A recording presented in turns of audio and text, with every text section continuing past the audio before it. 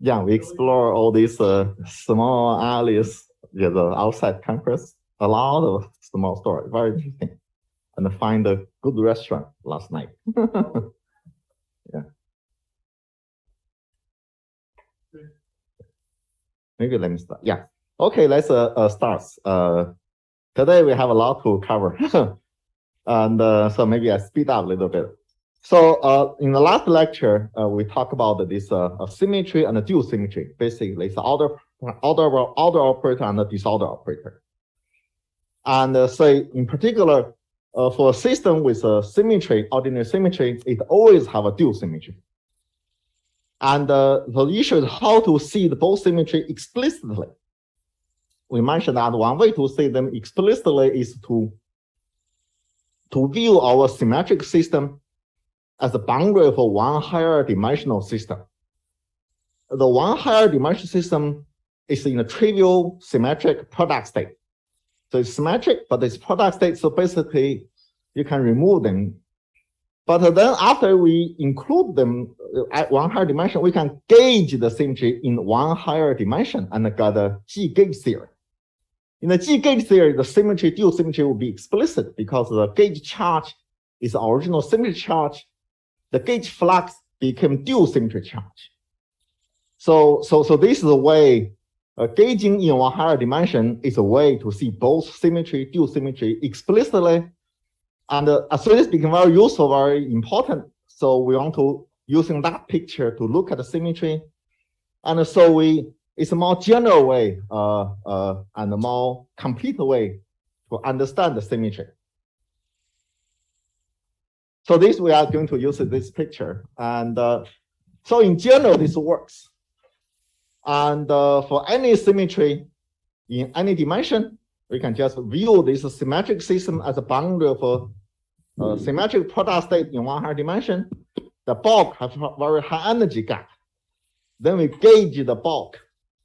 And then the boundary may have low energy. The bulk have high energy. So low energy effectively only involving boundary. And this boundary theory will be this symmetric theory we interested in. And this bulk gauge theory or bulk topological order or bulk TQFT is called so-called categorical symmetry. And this picture works even for anomalous symmetry, because for anomalous symmetry, and we can view as a boundary of SPD states, which we did not really discuss in detail, just mentioned this. We know the anomalous symmetry cannot be gauged. But however, when you view anomalous symmetry as a boundary of SPD states with the symmetry, and this symmetry in one higher dimension is an on-site symmetry, can be gauged. So therefore, we can do the same thing, we gauge the symmetry in one higher dimension. And because of SPD order, the higher dimension theory is a diagram-Witten theory with a co-cycle twist. So there's co-cycle twist. So therefore, even anomalous symmetry can be understood this way.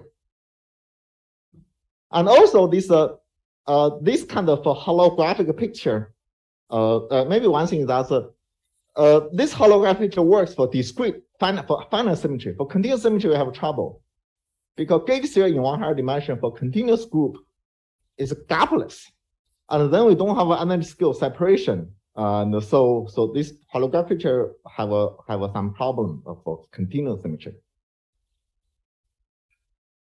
But for finite symmetry, this holographic picture immediately predict or imply so-called beyond group symmetry, some symmetry which is not described by group.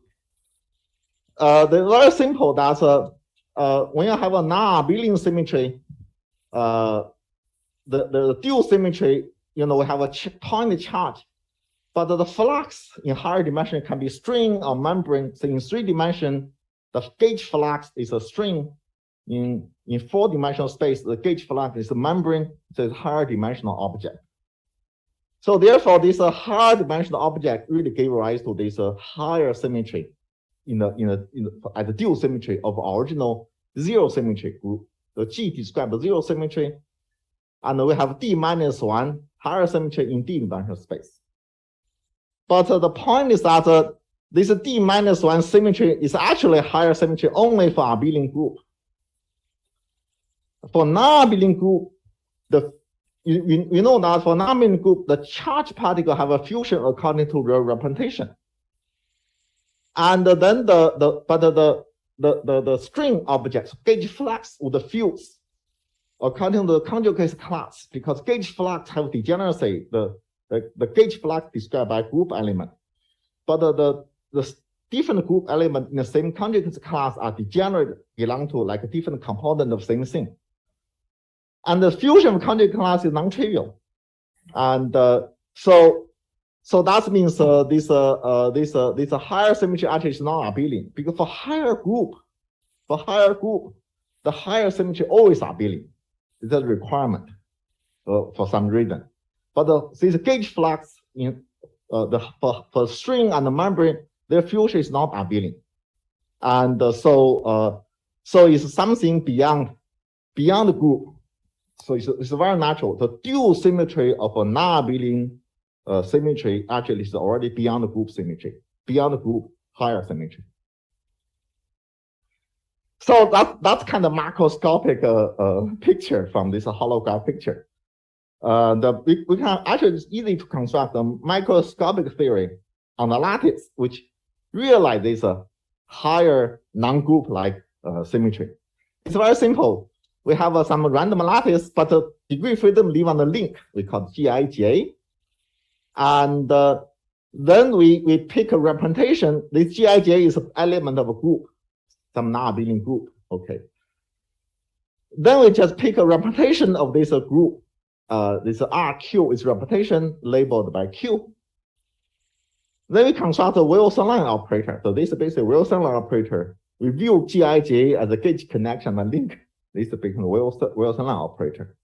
You know. And that's it. We view this Wilson loop operator as a symmetry generator. Then the symmetrical local symmetric operator are those which commute with those Wilson loop operator for arbitrary loops and for arbitrary representation. That select a so-called locally allowed operator. It's called local symmetric operator. Then the Hamiltonian will be a sum of a certain subset of local symmetric operator. Yeah. So and then you can show that the product of two transformation do not give us the third transformation and give us some kind of fusion rule of representation. This Nijk is now NQ1, Q2, Q3. It's some kind of fusion coefficient, and which is really given by the fusion coefficient of a representation RQ. And so this non-trivial fusion coefficient really say that the composition of two symmetry transformation do not satisfy group law. So it's kind of fusion ring. And only when the symmetry group is a abelian, then this Nijk is only one term here. For non-abelian, there's several terms in the sum. And that's it. So that is a very simple way to have an example of a non-group like, beyond group like a symmetry. Yes. So what would be the charged object in this construction? So this is a symmetry generator. Yeah, the charged object is actually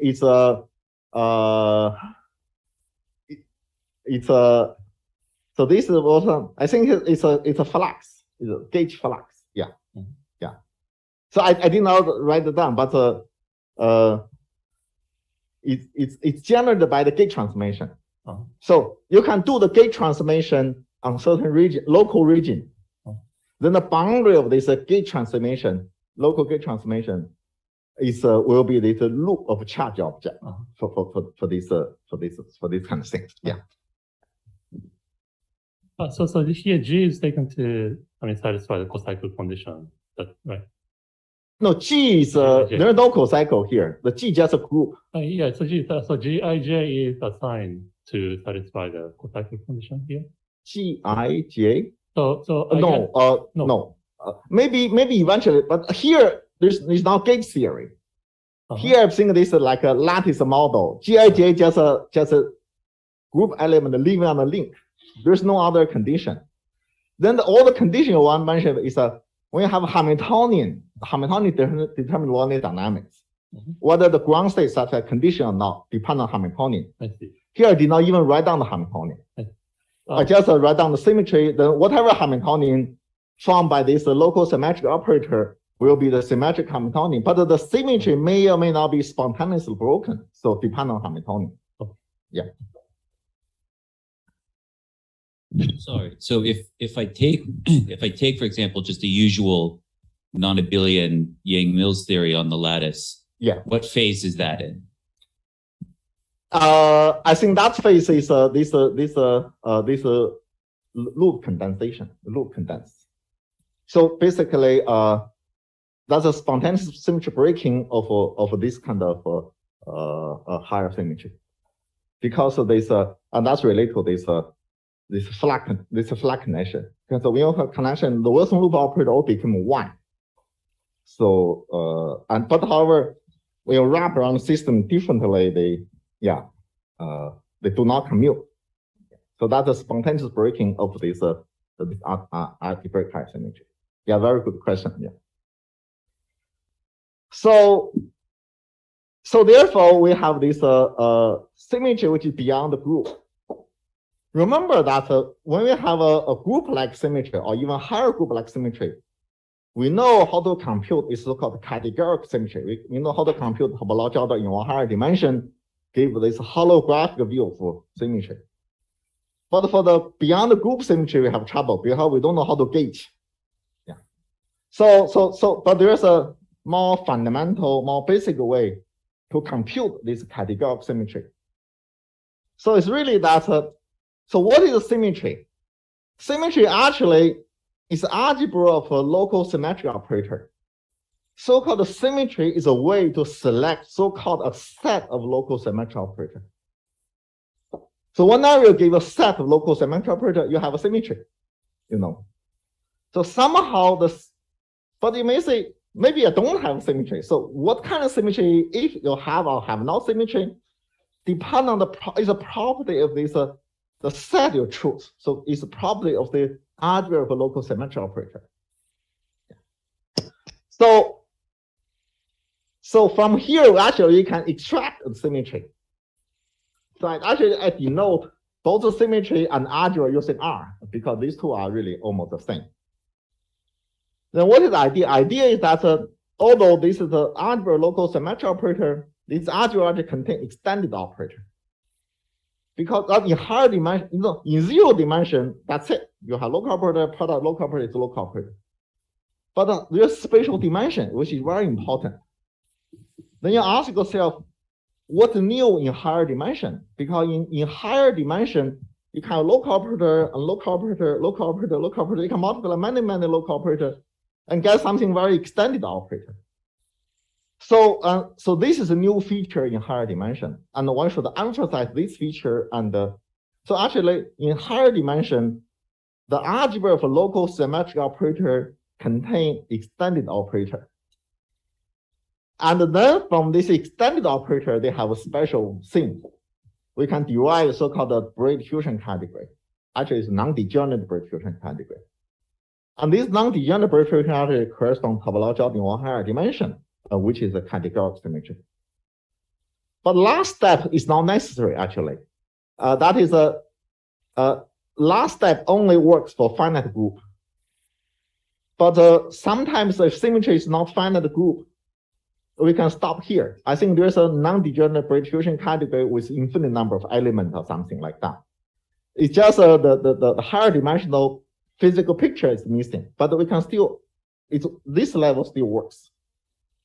So this is the reason we call this a categorical symmetry rather than holographic symmetry, because categorical symmetry is really working at this level.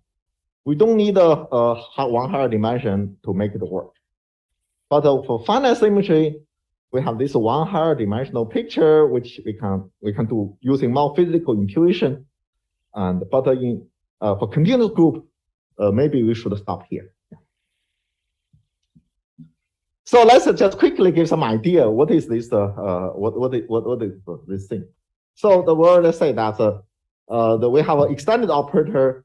It's a product called the local symmetry operator. So the LSO is a local symmetry operator. It's just product. But however, this local symmetry is too wild. It's hard to do anything with it. I think the most important thing is that introducing this so-called transparent patch operator. So this local symmetry operator, this product only defined on the patch. The patch means no topology. It's like a ball. In one dimension is the length segment, 2 dimensions disk, 3 dimensions is the ball. So no topology, trivial topology. But however, we also require that this bulk of this patch operator is invisible, means commute with all the local symmetry operator. As long as this local symmetry operator is inside the patch, far away from boundary. So boundary is observable, but the middle is invisible. So from this point of view, this transparent patch operator creates something on the boundary only from algebra point of view. The bulk is invisible, so look almost like nothing there. So only create something on the boundary. So in some sense, this is like a fractionalization of the operator, because local symmetry operator is something local. But when you have transparent patch operator, this local operator became boundary of something. And this boundary is not product of the local operators. But still bulk is invisible. But the invisible bulk somehow say this boundary somehow is connected by this invisible bulk. So this kind of thing exists. So like almost like it's kind of like the example we have in Topological model. The E particle are created by a pair of E particles are created by a string operator. The bulk of the string is invisible, but we cannot create a single E alone. So there's a fractionalization like that. So this is basically the transparent patch operator kind of describe a fractionalization at the operator algebra level. I think this is crucial. And once you have this fractionalized kind of operator algebra, then the operator algebra of this fractionalized thing is a British fusion category. It became very natural because the fractionalized boundary is something non-trivial, something topological. So that is give rise to British fusion category. So that's the idea. And so the British fusion category have this data. You have A labeled different object, and NADC describe the fusion of those anions. And this F symbol we talk about a little bit very quickly, and also this R symbol, but we're using this self statistic, mutual statistic, just try to replace rule of R symbol. So that's basically describe the British fusion category. So we should obtain those data from this transparent patch operator. So how to do that? So the first thing that we have this equivalence relation between transparent patch operator. Two transparent patch operator is equivalent. It only differ by boundary operator. But the boundary, we can multiply some operator on the boundary. We get equivalent patch operator. But the boundary operator has to be a local symmetry operator. We cannot multiply arbitrary operator. Only local symmetry operator can be multiplied to the boundary, and it's still same thing. It's really like a two anion equivalent. It differ by local operators. It's really the same thing like that. And also the string in the middle can move around. So therefore we can multiply the loop of string operator. And this loop string operator we call this non-local operator, which non-local operator is commute with a local operator everywhere. So this whole non-local operator is invisible. And then we can multiply this invisible non-local operator to the transparent patch operator to get another equivalent transparent patch operator. But that means that we move string around. Moving string around is invisible. We don't care where's the string. As long as two ends on the boundary describing anion, but string in the middle, if the position is not important. So using this idea. I'm not sure this really works or not, but something like that is necessary to define this. And so more precise mathematic formulation along this line, I think it's still open question, but along something like that, we hope the equivalence class of this kind of relation would correspond to this onion type, A. So there's an infinite many of transparent patch operator, but there only has finite number of equivalent class. And this is a highly non-trivial step. Somehow the representation or something would come out from this. Do this. Yeah. Just technical questions. So when you define patch operator, yeah, this patch operator include only inside the volume. Namely, it doesn't include the operator sitting on the boundary. Patch operator. The patch operator is just you have a lattice model. Right. You have a patch, which is like a disk or segment. Yeah, this patch should exclude the boundary itself. Usually they're far away from boundary of the system. Right. Yeah. And so we consider maybe a system have no boundary, like a periodic boundary condition. And so the patch, but the patch itself have a boundary. Patch itself has boundary. Yeah. But this boundary is the boundary of my product operator. So I just define the patch, and then there's a product of local operator only for the site inside the patch. But whether include or not include patch boundary is not important. It's not important because on the lattice, it's not like a continuum space. You have a notion of open set, closed set. The lattice is just a collection of points. So the patch is just means a collection of a lattice point, which are nearby, more or less connected. Okay. Yeah. Maybe. So the most important thing here is that once you define this, and once this patch operators have an invisible bulk, yeah, the boundary is almost like a fractionalized thing. So in that line, you just specified all I. I mean, all I product are all I in the patch. Far away from the boundary of the patch. Oh, here, yeah, the boundary would have a patch, yes. Yeah. But the boundary again is not. We do not need to be strictly defined. There's a boundary region, kind of fuzzy region's boundary. As long as I far away from boundary, again, it's far away. You can see mathematically should not have far away. What do you mean by far? But physically we can For example, specifically, if I imagine one-dimensional Kitef chain. Yes. When you define patch operator, do you include the two endpoints? No, we don't. I see. Because the patch is well inside the system. Okay. It's near the system boundary is very complicated. We don't touch there. That's clear. Yeah, then now, when you try to commutate with your patch operator with some local operator. Yes. This local operator can be the edge state. Yes. Right? But the patch is inside the box. Patch should be inside. Yeah. Local operator on the boundary, they just far away. They naturally commute. A non-trivial condition is that when the local operator is inside the patch, then the inside patch may have a non-trivial operator there. They may not commute. Right. Okay, clear. Thank you. Yeah. If the local operator is outside the patch, then this is automatically commute. So there's no condition here. So all these are in just a 2D? Any dimension. Any dimension? Yeah, this works in any dimension. Okay.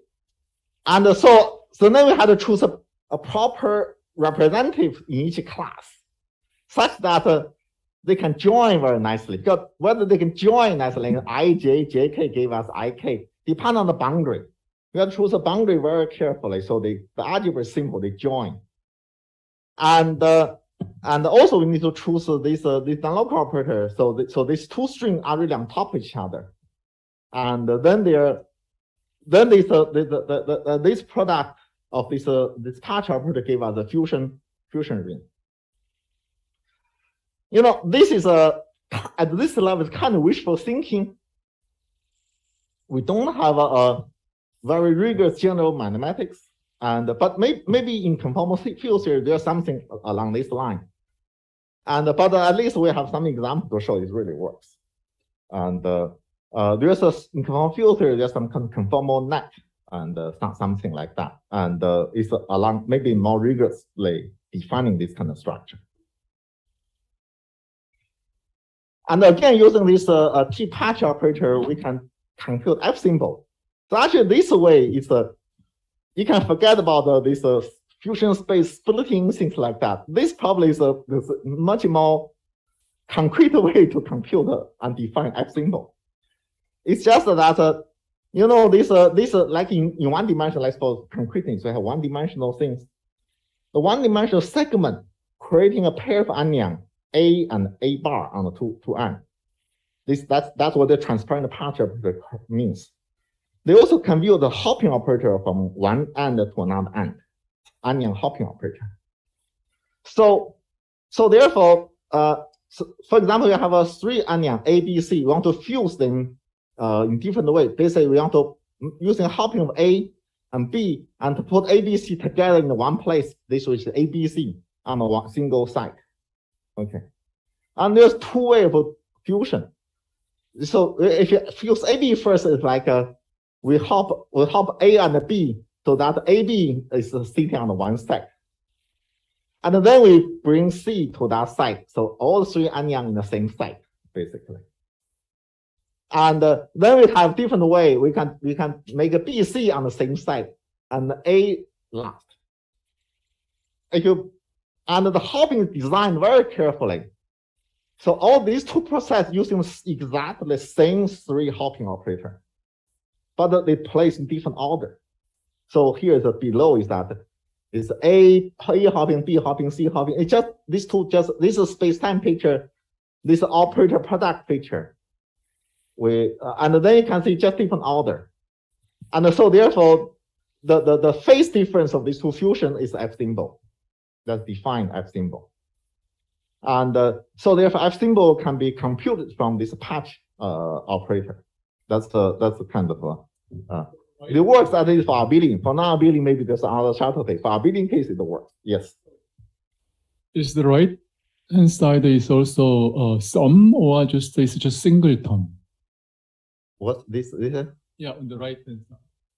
Oh, this side? Yeah. The single term. Oh, no, sorry.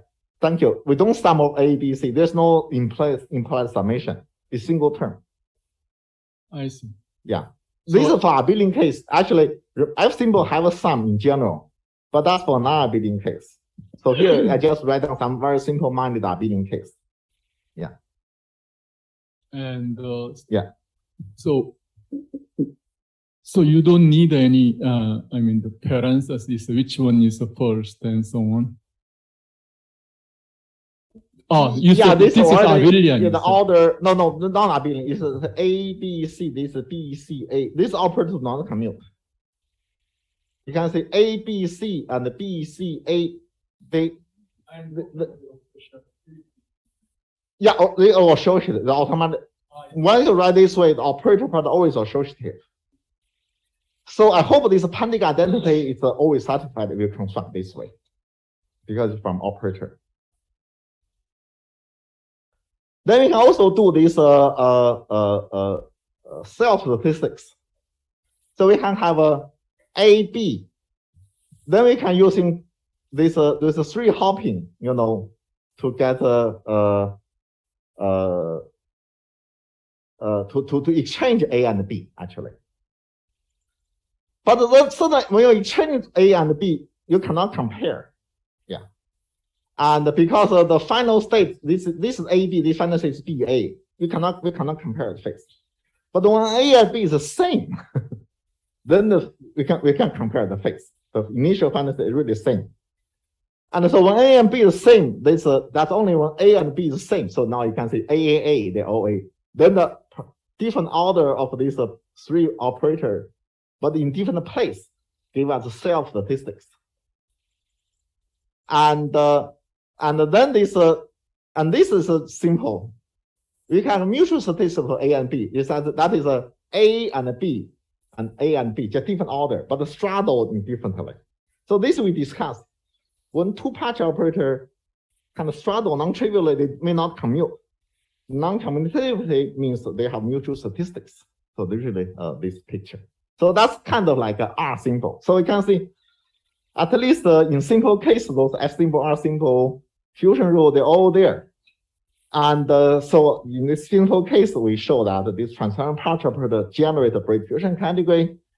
And then we just bravely make an extension. You say in general case should work, but exactly how things should work, one need to set up properly. They should have a way to make it work. And so that is kind of a general kind of a mathematical structure for categorical symmetry. So now let's consider some applications. The application of the categorical symmetry is really this topological holographic principle. So we claim that a certain symmetry would have a corresponding categorical symmetry, have a corresponding topological order in a higher dimension. Yeah, you devise a way to compute them. So what that really means, what's the physical meaning of this statement? The physical meaning of the statement is really this, that for any symmetry, there's a topological order in one higher dimension, such that the system with the symmetry are described by boundary of topological order. You know, so the symmetry put a constraint, put a constraint on the behavior of a system. The topological order in the box also put a constraint to the dynamic behavior for the boundary. We claim these two constraints are the same. So we can replace symmetry effect by topological effect. So more precisely is the following statement. There is a one-to-one correspondence between system with a symmetry and the boundary of the topological order. Because when I say system with symmetry, we have many systems. And the boundary topology also have many boundaries. We claim there's a one-to-one correspondence between the system and the boundary, such that the behavior system and the behavior boundary is the same, identical. This is also very tricky. When we say identical, we only mean the correlation function of a local operator is identical, not every operator. Only local correlation function of a local symmetric operator are related to the boundary operator of a topological order. So in some sense, we're trying to say that the boundary operator of a topological order do not include charge operator in the system. Only the symmetric, local symmetric operator in the system correspond to boundary operator in the topological order. So therefore, we need to make some restriction to the system. But this once I have this, make this restriction, the correspondence is identical. But certainly there's also should be a correspondence. A local symmetric operator in the system would correspond to certain boundary operator in topological order. Those corresponding operators have a same correlation function. So naively, you can summarize this as the local property is identical. Yeah, but the global sector may not. Yeah, usually system have a more non-trivial global sectors, but the local property is the same. So that is a basically more precise way to say this this topological holographic principle. Actually, it's very important. So later calculation all use this. Yeah, and so certainly the symmetry here can be have a zero symmetry, higher symmetry, anomalous higher symmetry, algebraic higher symmetry, and etc. All these things. And the topological order is very general actually. There are topological order which we don't know the corresponding symmetry. And we kind of struggle, especially for invertible topological order, whether it corresponds to any symmetry or not. Should we view invertible topological order as some lower dimensional symmetry? We have a trouble to thinking about that. So this actually invertible topological order is the most unlike symmetry, but non-invertible one very much like symmetry. Yeah. So this is really how we use it. And no. So first application of this holographic principle is this dual equivalent symmetry. That is two symmetry can be equivalent if they have same bulk, if have same categorical symmetry, same bulk topological order. And for example, I will say that in n-dimensional space, the Zn symmetry is equivalent to the Zn to the n-1 symmetry, the higher symmetry. So basically, the phase diagram of Zn symmetry and the phase diagram of the Zn n-1 symmetry is identical. Yeah. And yeah, there's other things. So let me tell you some little more non-trivial. So we also have this Z2 cross Z2 symmetry, which can have anomaly in one-dimensional space. So this omega just described this anomaly. So in particular, it's a mixed anomaly. Mixed anomaly described by the 0, 1, 0. This middle one is mixed anomaly. The first index describes anomaly for the single Z2, and the third index describes anomaly of the second Z2, just a self anomaly. And the middle one is a mixed anomaly. It turns out that this Z2 cross Z2 with a mixed anomaly equivalent to Z4. So this is a slightly non-trivial result. So therefore, to study Z2 cross Z2 symmetry with mixed anomaly seems difficult. But well, it's just an ordinary Z4 symmetry. Just do Z4 symmetry, you'll get the same thing. Yeah. So that is that's, and certainly this can be generalized for the 4n symmetry. There's a low kind of a recurrence relation, and also if a P is a prime, then this ZP symmetry with all kind of anomaly just divide into some class, I think. So 3 class, one class there's a no anomaly free one is the own class. Anomalous one divided into 2 class, and within each class they just equivalent. And there are also equivalent symmetry between non-abelian symmetry, So this A4 is some alternator group, and this D12 is a dihedral group, and these two are equivalent. I'm sorry, but Yeah. can you remind me what is this upper index is represent? The subscript is just describing anomaly, and so it's actually I don't know what this means because it's coming from code, and this code is choosing some basis to describe those anomalies, especially when we have many Z2s.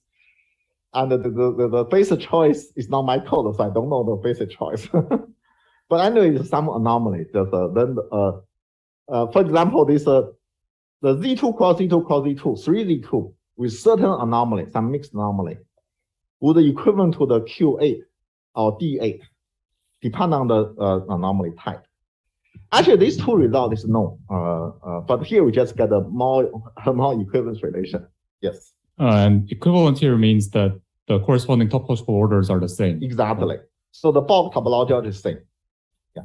So it's well known that different kind of diagram within the theory may describe same topology order, have same topology invariance, although the theory formally looks different, but topology invariance is the same. So those are regarded as equivalent symmetry. And its physical meanings are that their phase diagram, critical point, all the same. But one need to make some mapping. There's some non-trivial mapping, but the basic property is the same. Okay. Question. In the previous page, G4 case, in the first example, the previous slide. Yeah. So let me regard this is the simplest example. Yeah. The first G2 is electric, the second G2 is magnetic. Let me consider 2 plus 1D, some G2 gauge theory, then we have electric and magnetic symmetry, and we know we have mixed anomaly. Yeah, exactly. And then what is G2? No, this is not electromagnetic. This is really Z2 cross Z2 diagram within theory. Actually, the first Z2 and the second Z2 do not have this interpretation of first Z2 is the electric, second Z2 is the magnetic. No, we don't. It's different. Yeah. It's really Z2 cross Z2 diagram within theory. So actually, both Z2 have their own electric charge, have their own magnetic flux. But however, when you have a co-cycle twist, there's some mixing. Yeah. So But however, this is different from Z2 gate theory. What you describe as Z2 gate theory. Z2 gate theory have a two Z2. Yes. One is electric, one is magnetic. Yes. And the Z2 gate theory is never Z2 cross Z2 Dagger-Witten theory. They are always different. Yes. And but this is really Z2 cross Z2 Dagger-Witten theory. There's something, yeah. But that's a very good question, because at the beginning we thought this electromagnetic relation kind of like an anomaly, but not quite. You know, this Dagger-Witten theory is an anomaly. So it's not easy to understand what is G4. No, So it's this is really Dagger-Witten theory. No, Z4 is just ordinary anomaly-free symmetry, Z4 symmetry. And we try to say that Z4 symmetry and the Z2 cross Z2 symmetry with the mixed anomaly is the same. It's equivalent symmetry. But then it's really, we did not go into this very detailed. What is anomaly? What is SPT? How they are related? Yeah, maybe if you have two more lectures, I probably can cover that. That's also a big story. Okay, so this is basically a part which is about this viewing topological symmetry as a shadow of a topological order. So next we'll do this more. Let me see more. Okay. Yeah, the more example, and this may be more practical application. Yes.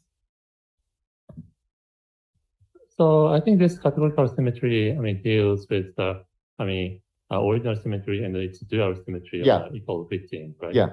So, for example, if we consider 1+1 Ising model, Yes. then there's Kramers Vanier duality, Yeah, exactly. which equally. Yes. But it also has, boson fermion duality to fermions, right? So, Yes. do we have, can we also see the appearance of boson fermion duality in this picture? Yeah, I don't know this it's a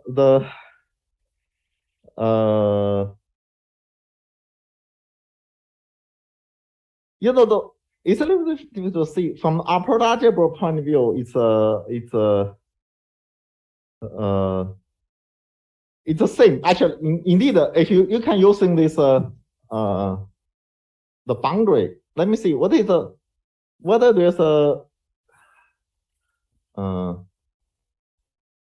okay. Let me put it this way. In the box theory, have the EM exchange duality. Mm-hmm. This EM exchange duality is correspond to this Kramer Vanier, and I think that's all. The boson fermion.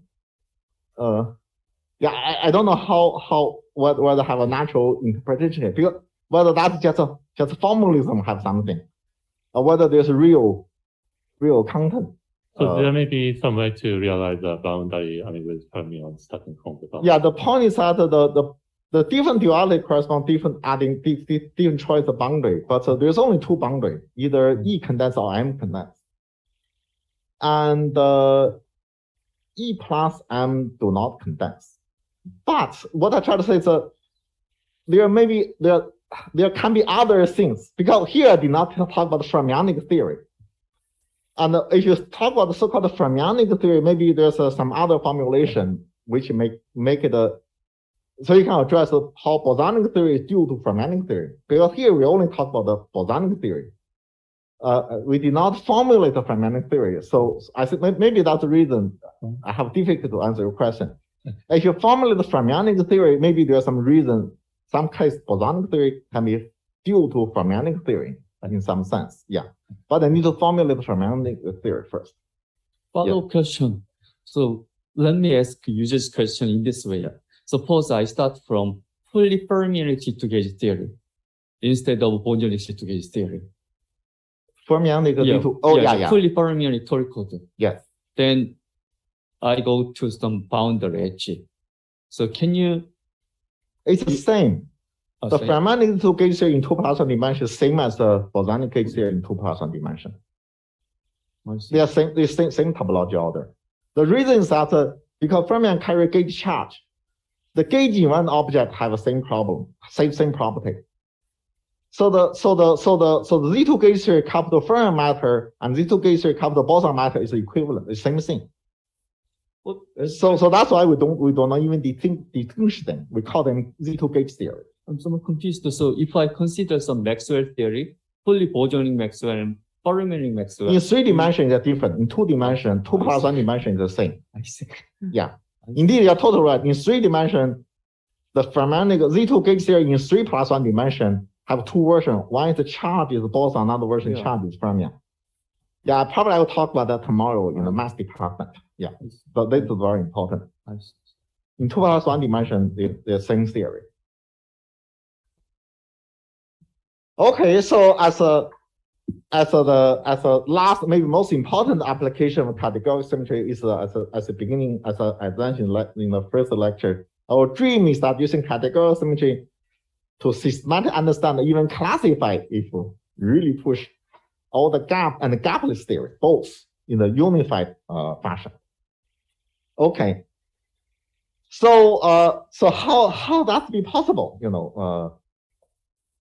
So the point is that we need to have a data to describe the categorical symmetry, or maybe we need data to describe bulk topological order. This way is important. Thinking is important because of the topological order is the bulk topological order is a much more general way to look at the symmetry. If you're using the ordinary point of view to look at symmetry, this program will fail because here we are using emergent symmetry at low energy to characterize, classify low energy physics. But the emergent symmetry is very, very rich. It's much richer than the ordinary symmetry, the ordinary higher symmetry, and such. But somehow this topological in one higher dimension also became kind of universal, maybe covering description. So maybe there's some chance, maybe all the emergent symmetry is covered in this formalism, using topological in the bulk to describe symmetry. That probably can cover all the possible emergent symmetry. So this program may have some chance to succeed. But this part we already done. You know, we described that's the first few lectures. We described topological very carefully, and we understand what kind of data to describe to characterize topological order in low dimension, not in high dimension. Then we also need the data to describe one dimension the gapless states, or in any dimension. But in 1 plus 3 dimension, we have answer. In higher dimension, there's trouble. Then we just how these 2 data are related. Then we have a program based on something like that. Yes. So here, do we consider the local symmetries too? What's the local symmetry? So in the previous slides, we talked about like local symmetry operators and so on. Like in the lower dimensional series, do I consider the local symmetries? Yeah, basically you know, we'll have yeah, let me put it this way. Okay, I don't know exactly the question, but when we consider low energy effective theory, yes, our so-called local symmetric operator actually should be also called the low energy operator. Okay. It's you know, somehow there's a low energy subspace. It acts within low energy subspace. That's how emergent symmetry may come up. Because when you have a large model even without symmetry, then the local operator can be arbitrary, no symmetry. But once you have low energy subspace, then suddenly you using low energy to select a subset operator. So those subset operators only act on the within low energy subspace, have non-trivial algebra. Okay. And that is the emergent symmetry. So indeed here the symmetry are really using emergent symmetry in this way. And so that means so-called low energy operator. This local symmetric operator become a local low energy operator, which have non-trivial algebra. And this is a formal way to derive low energy effective emergent symmetry by requiring the operator only act with low energy subspace. So I think I should have asked this way, like global on-site symmetries, is it the symmetry that I'm considering, or like so in certain cases, like okay, the symmetry here, when you say categorical symmetry or symmetry here really means either More than zero that. symmetry will act everywhere, Okay, or higher symmetry act on some manifold, I see. or maybe algebraic higher symmetry act on some manifold, but the algebra is more complicated. Okay. So I'm really thinking along this, yes. Yeah, thanks. Including higher symmetry, yes. But in 1+1 dimension, we don't have room to have a higher symmetry. We only have a zero symmetry. But in higher dimension, yes, there is a higher symmetry. Yes. By the way, so maybe in all these cases, what you have in mind is at the boundary there is no symmetry, while in the bulk you do have some emergent symmetry.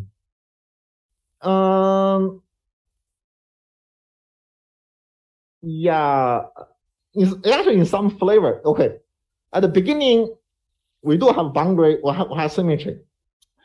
Then this categorical symmetry is a way to deal with the boundary symmetry in a way not to have symmetry. It means I want to remove the symmetry. I want to consider a system without symmetry. But we can still describe a symmetry effect by saying my system without symmetry actually is a bulk theory. Then the bulk topological order have a constraint on the boundary dynamics, which have a same effect as a symmetry directly constrain the boundary dynamics. And so when you have this holographic picture, the whole picture have no symmetry, have no global symmetry. So I would like to ask you that suppose we do have some symmetry At the boundary. at the boundary. Yes. And then is there any general rule to lift it to the bulk? Yes.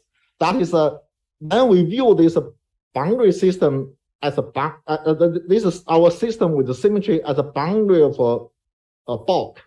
But this bulk is a product state with the symmetry. But the symmetry is the same or not? It's the same, the same group. Yeah. Then you gauge the bulk theory and the boundary together. After gauging, there's no symmetry anymore. Then you have topological order, then the topological describing the boundaries. We gauge both boundary and the bulk symmetry.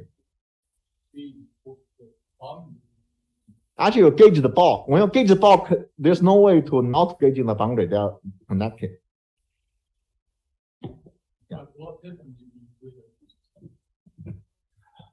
Global symmetry on the bulk, and do you have we a don't similar play that relation game. to the ADS shift? Yeah. Like, You can have global symmetry in the bulk.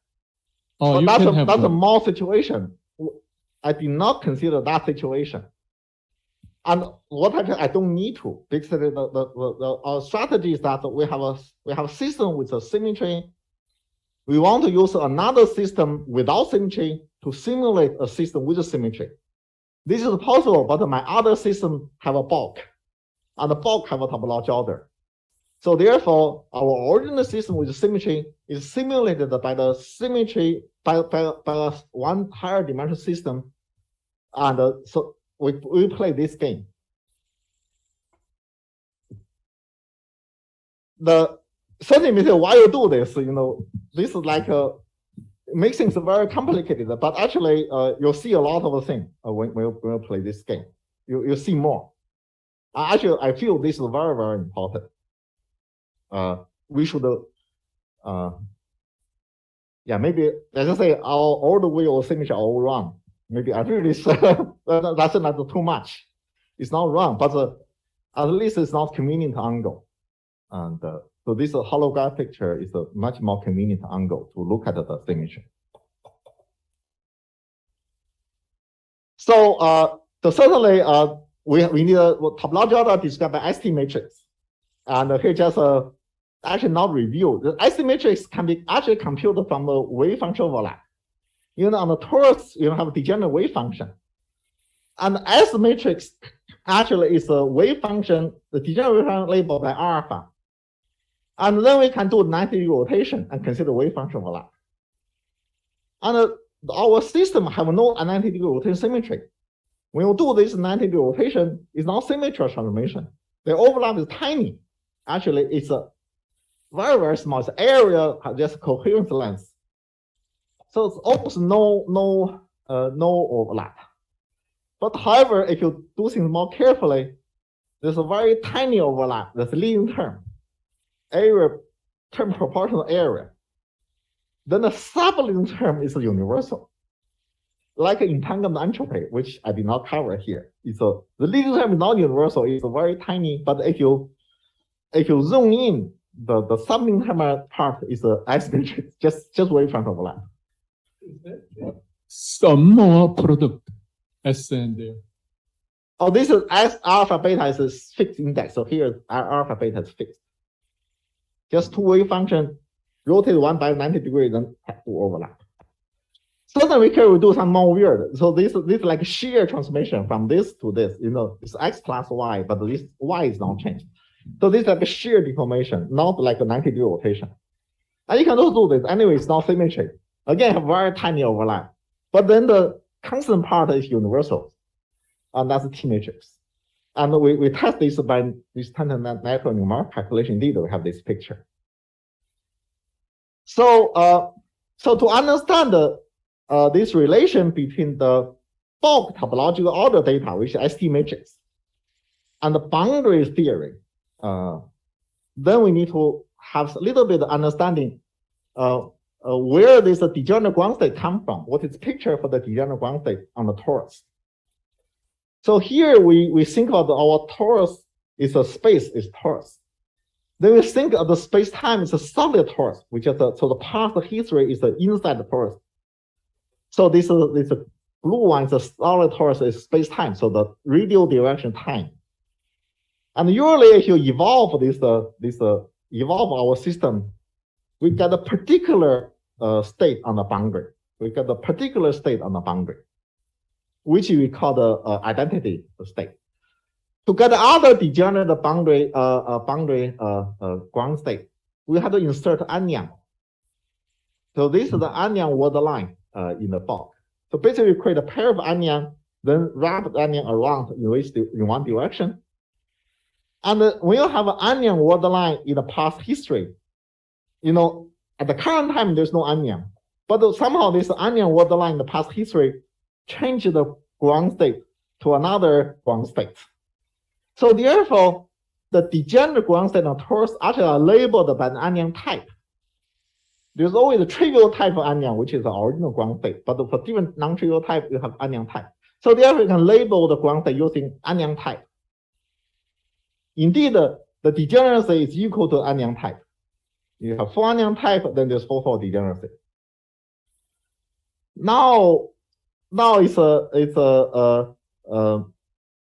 under the modular transformation, the previous we say under modular transformation we had the ST matrix, so we can imagine under modular transformation, this surface degenerate ground state will transform using like ST matrix.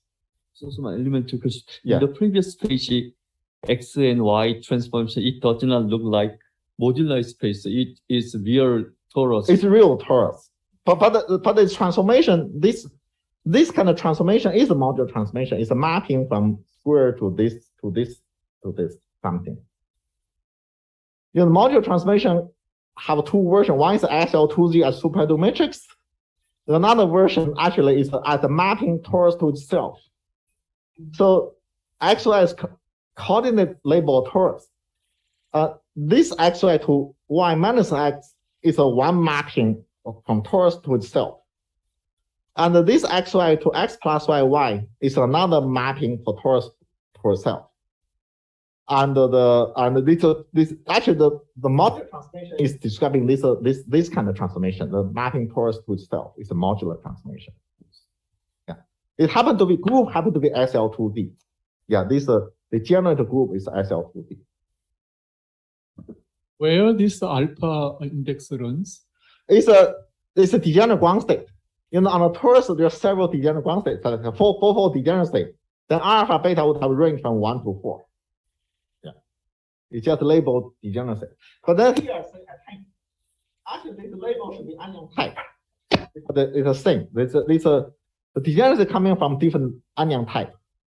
Yeah. So by this bold line in the by figure, this picture. Yeah. Yeah, that is the different anion tunneling past history give rise to different degenerate ground state on the torus.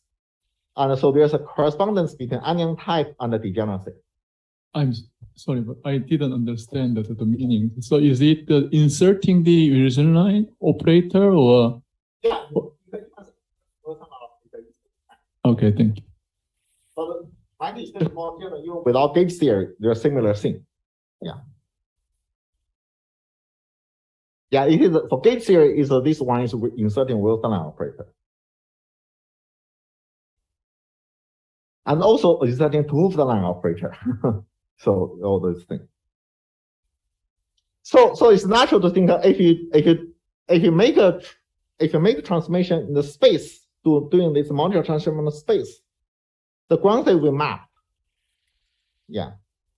And for example, you can see this tunneling of Anyang is in the y direction. You can imagine we fill the cylinder differently. So here we fill the cylinder where y is non-contractible loop, but x is contractible. There's another way to fill the solid torus, which make a y contractible, but x is non-contractible direction. Then you can insert Anyang line in the x direction rather than y direction. And that gives you another basis of this degenerate ground state. These two bases are related by this asymmetric 90-degree rotation. So it's kind of game we play like that. So we can try to argue, yeah, estimate under modular transformation, this general ground state also form a representation of SL2Z, which is general by SP. Again, yeah, this is not duration. There's a lot of jump, but I try to draw some picture, make it more reasonable. Then let's go to the one dimension. So far it's still just a two-dimensional picture. Yes. I have a question. So when you think about filling the torus, there's a choice of which cycle is contractible in the filling, and presumably that changes under SNT. So that so you do keep track of this. It's not just the torus; it's the torus with the filling, and your SNT transformations act on that full solid torus. No, SNT transformation actually act on the degenerate ground state. Okay. So formally, we have the ground state have degenerate subspace. You can have some unit transformations that act on that. And here I'll try to say that certainly this unit transformation depends on choice of basis. So there's for the same degenerate ground subspace, there's two ways to build the basis associated to Anyang type. And this way that we make an X contractible. Using Anyang type in y direction to determine the basis.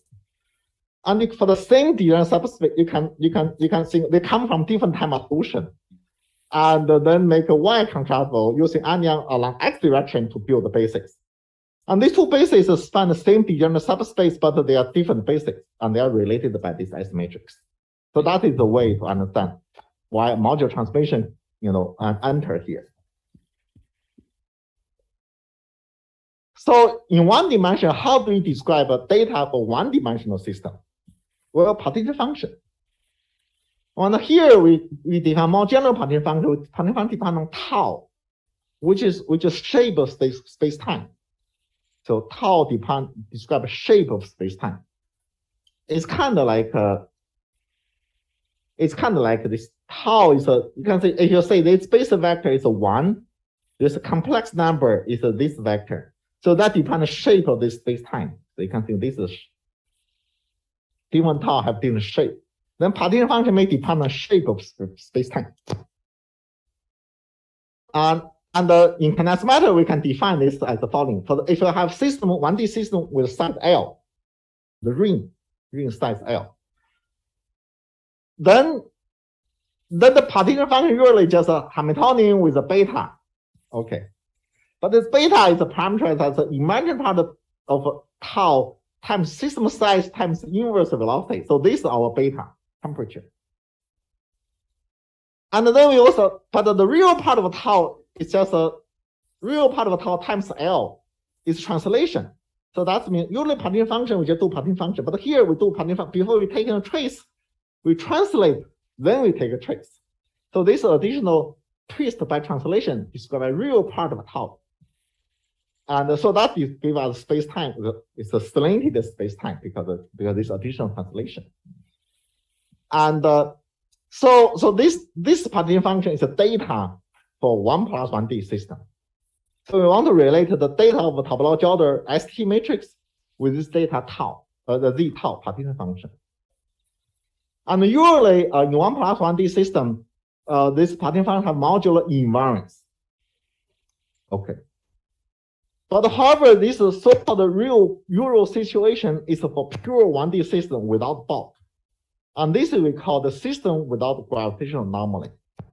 When the system is defined without bulk, it's anomaly free. So our intuition here is that this modular invariant condition is anomaly free condition. Yeah.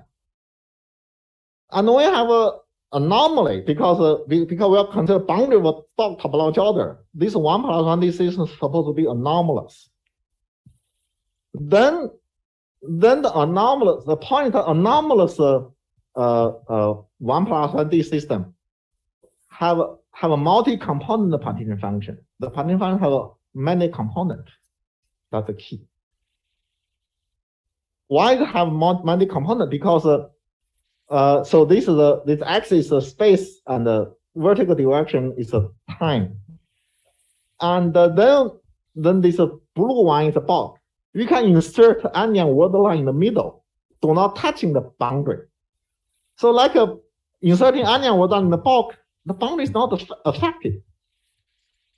But inserting different onion, the boundary are in different sectors. In conformal field theory, actually inserting onion in the bulk is like in the boundary, you're inserting the topological defect line. These are the same thing. So that gives you a different sector. So therefore this we have a partition function have many components, and this component labeled by onion type. If you compare this picture and the previous picture, it's just exchanging y and p. So now you can see that this different component partition function is related to the different degenerate ground state in a certain basis. And so I don't derive. So this is a key. So this is we have a modular covariant. So this multi-component partition function is not modular invariant, the modular covariant. Under this modular transformation, the partition function change by some unitary matrix. And this unitary matrix is exactly the same unitary matrix described in the bulk topological order. And this is maybe another key point. That is the bulk topological order and anomalous boundary partition function have this very direct relation, but using modular transformation. And that's it. So in 1+ dimension, this may be the program. That is the main idea. Just using this, we can derive the boundary theory from the bulk, just from this. Yes. Okay, for string theory case, we are summing over. So basically, we are doing quantum gravity. So we have a modular invariance is obvious, but here we are doing just a given fixed metric, right? Yeah, fixed symmetry, so fixed topology. Nevertheless, where the intuition of the modular invariance is coming from? Or it's coming from here. That's the wave function transform like this. But the wave function is something on the surface. And the partition function also something on the surface. So that is the intuition. You see, so the partition function should transform like a wave function, which is modular covariant. So is this just the a priori it should be like that, or you just calculate and you just it turns out to be? No, yeah, we have some calculation, and you know, you can use a solid model, you can show that, yeah. So actually, these two things almost the same in the sense, you know, this boundary wave function is just you fix the index. You know, this a function of index on the surface. That's a boundary wave function. The partition function, you just put some boundary condition. So all the index taking same value or some value, you get a partition function. So these two are kind of similar. And yeah, so there's some duration, there's some idea, but yeah, I don't know whether duration is rigorous or not. It's to me, I just feel this cartoon picture is convincing enough because of the. Okay, let me put it this way: I believe that this multi-component partition function would transform covariant and modular transformation, and what is a ST matrix? This is very natural to be bulk. Because I would say that this is previous one. This the requirement of this wave function. Yes. Has a nice modular property. Yes. It's a really non-trivial thing, and okay. Can you give me some why it should be so? Here, the overlap between two wave functions. So what is the partition function? The partition function is overlap of this wave function with the product state. That is the boundary partition function. Because the outside of this cylinder, is a product state. You pick a product state outside cylinder. The partition function actually is overlap of the surface of wave function with this product state. And and this part is actually energy density. And this part is non-trivial topological part. So basically, if a wave function transforms like this, the product state do not transform non-trivially under modular transformation. So this overlap between the wave function and the product state would transform in a similar way as ST matrix. Right. Even before we discussed the partition function, to me, the fact that ground state wave function is transforming like that is again a little bit non-trivial. Yeah, it's non-trivial. But this one, remember, we described this before, not using wave function overlap, but using this, we're changing the space continuously using non-abelian barrier phase. And this way, this wave function is another way to compute this ST matrix. And but not using non-abelian barrier phase. Because when you're twisting the system, the ground wave function also twists around. There's a vector bundle non-abelian barrier phase described the ST matrix. So why it always follows the area law? Because the overlap is very tiny, because these two wave functions are locally different. And so each local parts give you some reduction factor. The number of local parts proportional to area. So therefore, the total magnitude overlap is very tiny, exponentially corresponding area. But however, this area is not important, not universal. If you remove that, we claim the second part, the constant part, is universal. It's this ST matrix. So this is a proved one or is conjectural thing? Conjecture, and we have numerical calculation. Yeah, nothing is proved here. I see. Mapping class group. Yeah, it's very important. Everything here is bosonic. Nothing is fermionic. Then if a bulk is fermionic, it doesn't work. So actually, that means if a bulk is fermionic, that means you did not gauge all the symmetry. So, for example, the boundary have some symmetry. Then you say the bulk is a product state with that symmetry. When you gauge the symmetry, you can gauge part of the symmetry. If you gauge part of the symmetry, that's a situation you describe. So the bulk SET don't work. Okay. But if you gauge all the symmetry, including the fermion parity symmetry, the bulk became a bosonic topology order. Then you have non-degenerate modular time degree. Then that will work. Very important. But actually, that's a very good point. So you can think a generalization. I think if you do not gauge all the symmetry, it still works in a certain way. But you have to modify. Those conditions should modify. And that should be useful, actually. And here, just because as the first round, we just described a simple situation, extreme situation, we gauge everything. You can gauge partial symmetry. And then to see how, in that case, how one should formulate this kind of idea. The idea to the similar, but there should be modification. Yeah, very, very good question. That could be some research direction. Yeah. So, sorry, I have a little question. Yeah. Do you think this picture can be extended to higher dimensional situation? Yeah, we intend to. So, I just chose a way of describing the theory in such that this description is naturally generalized to higher dimension.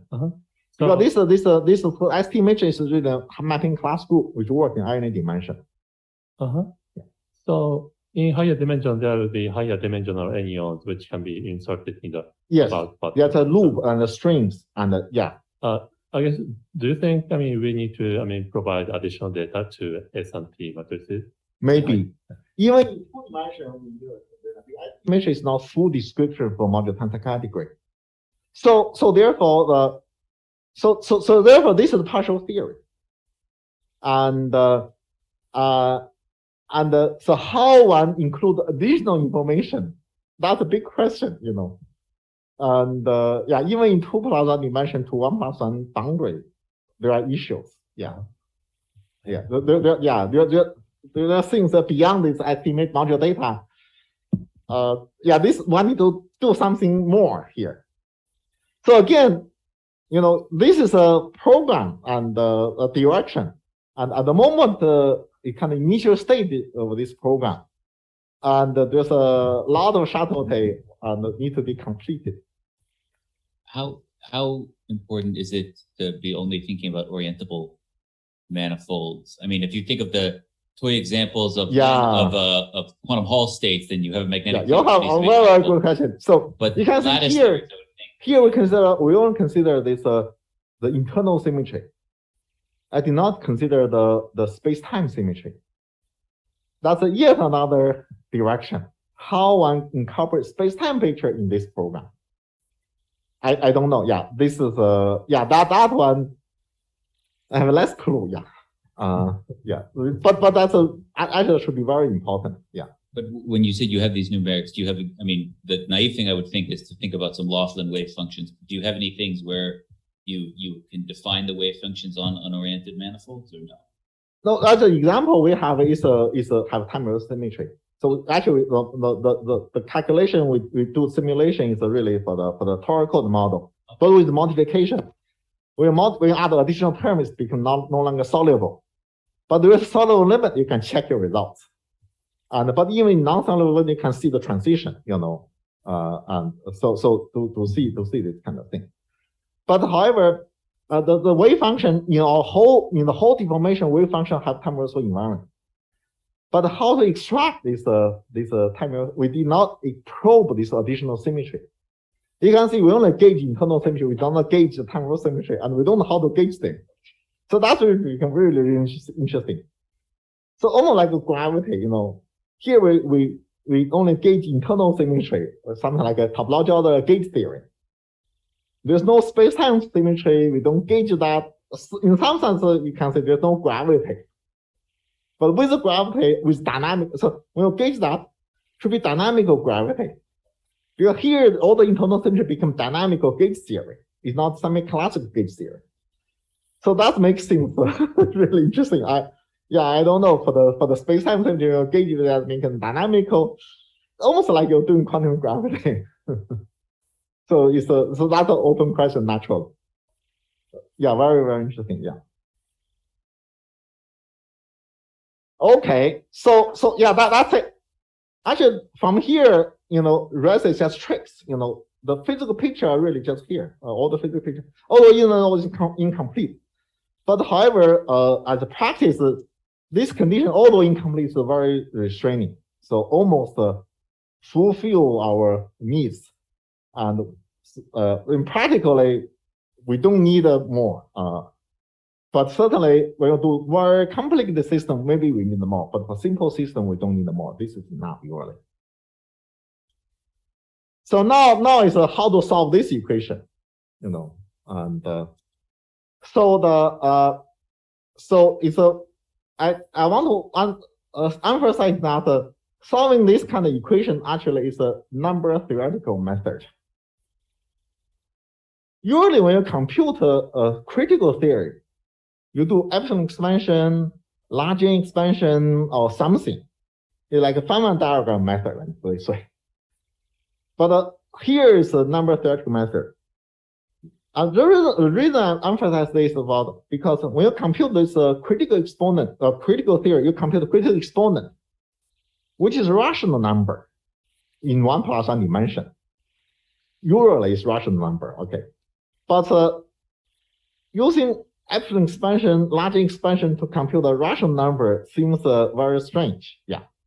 And so if you can compute this number directly, would be nice, yeah. So this so-called number theoretical method is kind of in that spirit. Try to compute that directly. So here I want to say one thing that the partition function actually is a polynomial of this parameter, because partition function coming from each energy level. The contribution from each energy level have a weight. So this kind of weight from each energy level and the momentum level. And their contribution is 1, either 1 or 0, means no level there. So therefore, this partition function is a polynomial of this Q and Q bar with an integer coefficient, or to be more precise, it is non-negative integer coefficient. Yeah, there's some little bit of shift of overall shift of ground energy. Let's don't worry about that. That's a scaling dimension central charge, but the main part is a polynomial with a non-negative integer coefficient. So now we come to this mystery that this is pretty much constrained polynomial under such this condition. So it's highly constrained. And we don't know how to use those conditions. The so-called modular bootstrap do not use this condition. They only use a non-negative condition, not using non-negative integer condition. You're actually missing most of the condition. But the modular bootstrap already is a big industry, as people say, it's very effective. You can see how much we miss. Even though we miss so much, it's still big progress. So I couldn't imagine if you can find a way to use non-negative integer condition. Yeah, this is very, very highly constrained. But this certainly is a very open question. We don't know how to do this. And actually, people here actually working in this direction. Maybe one can find out this, whether there's some way, more number theoretical flavor of approach can really solve the critical theory problem. So I'm kind of promoting this kind of approach. And so for the generalized this modular bootstrap, and we're just using covariant condition. So it's not invariant, we're just using covariant condition. And actually, we don't know how to do it. Indeed, this is a big problem. So actually, so I should stop here. I cannot do anything, so nothing, no new results. But fortunately, in the last 30 years, we have developed a lot of experience in conformal field theory. So we have a library of conformal characters, which transform under some known ST matrix. Yeah. So we construct a lot of example conformal theories as a big library stuff. So then we just making guess. We say, okay, we just guess this polynomial using this library conformal character, just putting this two chi bar together. They're like a tensor product with this two character. It's a tensor product of SL2 determination. And then we put in some intertwiner, some coefficient to reduce this SL2 determination of conformal field theory into the proper one, because we need a particular SL2 determination described by the TM and SM. But what we have is a tensor product of TS, TCT, CFT, and SCFT, a tensor product of two of this. Then we want to combine do some projection to go into the required one. So therefore, if you do this, we find that there's a non-negative integer coefficient here to make this into a proper SL2 representation. And so our input is this Our input is this conformal field theory module transformation and also topological order module transformation. That's our input. Then at the output is that this intertwined coefficient, this coefficient here, non-linear coefficient. Then once you have that, you can construct this module invariant Partition function. So we have a computer code to do this. And the problem is that we are not computing anything. We're just guessing. We have to input this conformal field theory SIP matrix. And most time when you input them, you find there is no solution. So then that's also, as a physicist, that's fine. Then that's kind of fun. Now we need some physical intuition to say which conformal field theory match with this topological order. Some intuition, and making some educated guess, and then try to come up with some solution. Many times my intuition is not so good, so I just don't get any solution. But sometimes I'm get lucky, you get a solution. Certainly, this is not the ideal situation, and we hope there's a better understanding. We have a more systematic program to compute this topological order. So could you remind me what is the difference between S and SM? The SM at TM emphasizing this is module transformation for the bulk topological order. Without M means? Previously, I when I write this ST, here I add M. Previous sometimes I don't add M. Like here, this ST I did not add M. They supposed to have M. So that S without M is for the ground state. No. With or without M, they are all for topological order. I want to distinguish with there's ST matrix for conformal field theory, which are CFT. Those are ST matrix for the conformal character for conformal field theory. That's different ST matrix. When you have conformal field theory, you have this module transformation given by the conformal character. So this, the GIs also count the only the ground state property? Yeah, ZI is a ground state property. It's a boundary ground state property. So our boundary CFT property. So we want to compute. Our goal is to compute the ZI, which satisfies this condition given by SM and TM. But however, we know the conformal character satisfies a different condition, but given by T CFT and S CFT. So therefore, this conformal character Z chi is not the Z. But however, we can combine using those conformal character to construct a Z like this.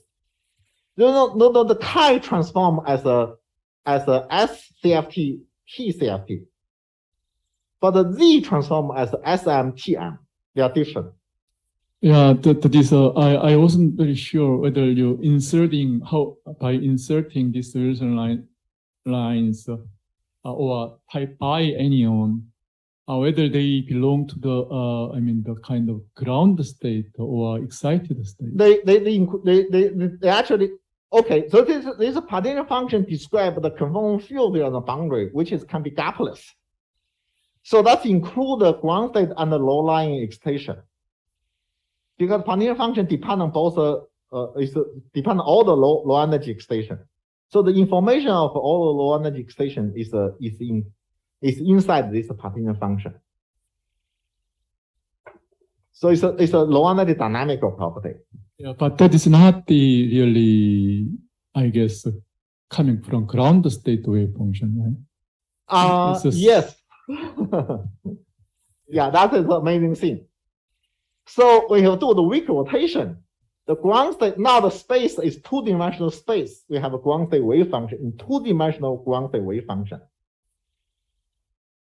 The partition function is a partition function with one-dimensional ring, but it's a dependent space-time. The partition function, again, is two-dimensional property of a xt space-time. And but that includes excited state. So excited state on the ring would map into the ground state on this xy space. So excited state in the space-time of xt is same as the ground state of xy.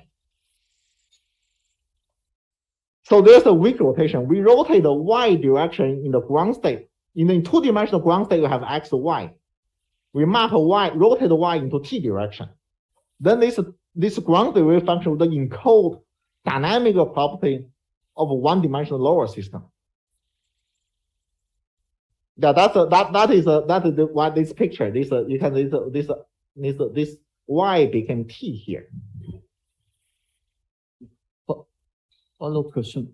So what is the partition function GI? What is the transformation property against TCFT and SCFT? It's modular invariant with respect. They don't transform because the z we require z just transform according to this topological order modular matrix. So it's a mathematical trick to using some conformal character to obtain the partition function transform properly. Is there a way to derive this TCFT, SCFT from? No, there's a way, but it's a 30 years of work. I mean, 40 years of work. I mean, there's a lot of individual CFT, and the computation of each of them is non-trivial. From bulk. No, it's a different computation. You can see this one is the mathematics, no physics. And this chi is just a polynomial of q's. And the people construct those q, which happen to form a known representation. So no physics, it's just a we know a library of those functions of tau, which transform under all kind of TCFT and SCFT. Then we're using those knowledge, not just mathematical knowledge, no physics, then to construct the ZI, which transform under given this SMTM. Yeah. So we don't need to even know the conformal filter. We just need to know some function transform like this. And we do have a library of those functions transform under library of SCFT and TCFT. Frankly speaking, maybe I don't quite catch the bulk boundary correspondence here. The precise meaning of bulk boundary correspondence here. The precise boundary is here. ZI is a boundary partition function. SMTM is bulk. That's how the boundary bulk are related. You know, SMTM is a bulk data, bulk topological data that determine the boundary property. That's a partition function. Just it's one line. That's everything. Yeah. This is the whole thing. And the next transform is just some trick to solve it, to find a solution, to find a ZI, we satisfy this equation. Just mathematical tricks. Yeah. And happen to be in last 30, 40 years, we have a lot of example of this chi function with known transformation. Then we just combine this. This become group theory. The tensor product of two representation after some projection can give rise to another representation. And we want a particular representation given by this SMTM. That's what we want. We can start with a different representation, doing a tensor product and do some projection and obtain this particular representation. So this is what we do. So this pair is tensor product. This coefficient is really, because the tensor product contains a lot of other representation. You want to project other representation out. Only select representation which forming this SMTM representation of SL2Z. Then this SMTM are the basic data we need to provide, or yes, that's categorical symmetry, the bulk topological. You can see when you compute when you have a symmetry, we compute the bulk topological order. What do you mean by compute the bulk topological order? Compute the bulk topological is compute the SMTM. I see. But can we calculate this SMTM from something else? Yes, that's a previous slide. When we do the module tensor category, we have this R. We talk about the A, NABC, this F symbol, R symbol. From those symbols, from those data, you can compute SMTM. Yeah. So yeah, it is a very good question. Yeah. So in usual CFT, so modular invariance means the partition function is invariant under the modular transformation SCFT and TCFT. Yeah, that's a more general. Yeah, yeah, against SCFT and TCFT. TCFT. No. It's just an environment. There's no S. It's just the function. Just that. But you can construct the module invariant partition function using that. By choosing this properly, there maybe you got the module invariant. There's a way to obtain module invariant partition function using this conformal character. That's what people do in Euro conformal filter. Yeah. Using conformal character to construct modular invariant partition function. But they are TCFT and SCFT the data. No, it's a it's modular invariant. It's a when you in your construction, these are TCFT and SCFT here. But once you get the modular invariant partition function, just a modular invariant. Inside it, you have TCFT, SCFT, but as a partition function, you get the modular invariant partition function. So the TCFT, SCFT is there, and so in some sense, this is very much like the Euro conformal field theory, and this coefficient is called the gluing condition.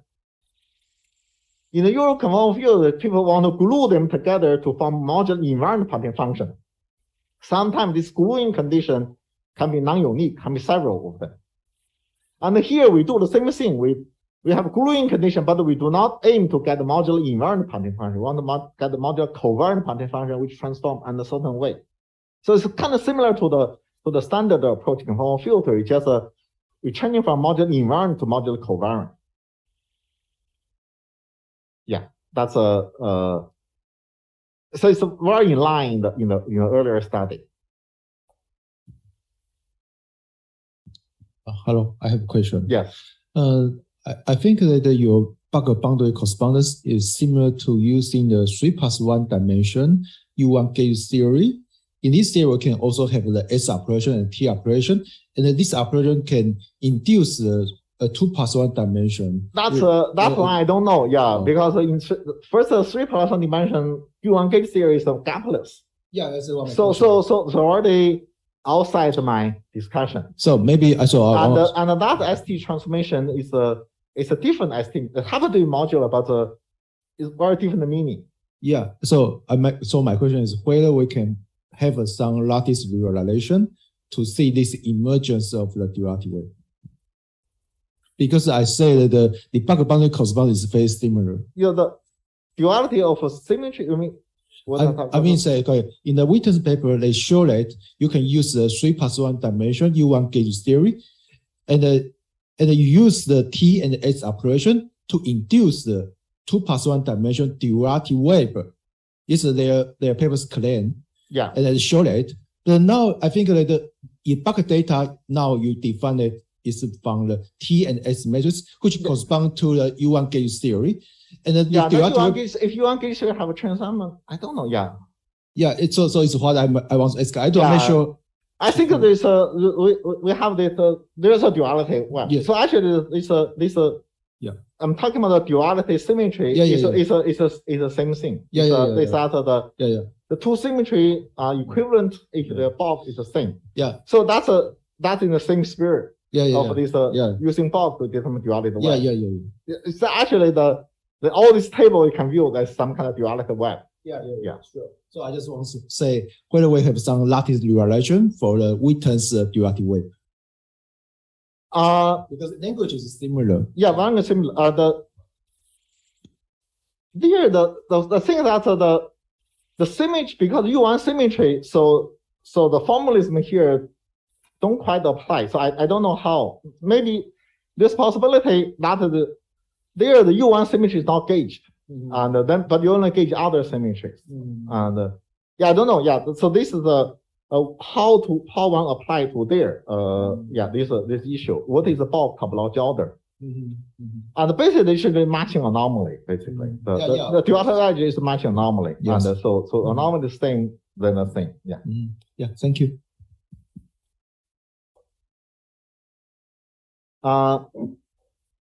Okay. Okay. So here, so the key that we want to find is a combination. That's a pairing these two together. Oh, I think Do you want a 5 minutes break? I forgot.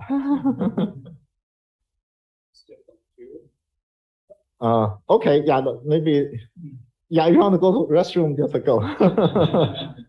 So, yeah, become a little rush, and you can see this is 8 to the 34th. So if everything is from conformal block. Yeah, everything from conformal block. How conformal is really enough. What? So you want to break 5 minutes? Maybe Or not. continue? I say, yeah. I just say if you need a break, just feel free. I need to continue. I had to finish as much. Yeah. What's your question? Yeah. So maybe all this prescription, this you get the I mean the SM and TM Yes. from the bulk, and then construct the conformal field theory out of there. Yeah. And that is probably for maybe gapless case. Yes. But the similar prescription exists for capped case Yes. also? Yeah, I'm going to talk about that. Just the next slide. So here is that. So this coefficient is very important. It describes how we construct the boundary partition function, and how this boundary partition function are associated with certain kind of conformal block or conformal field theory. And so this coefficient Nijk is just describing that. Now I want to introduce AI, which basically is a Ni and 1,1 component.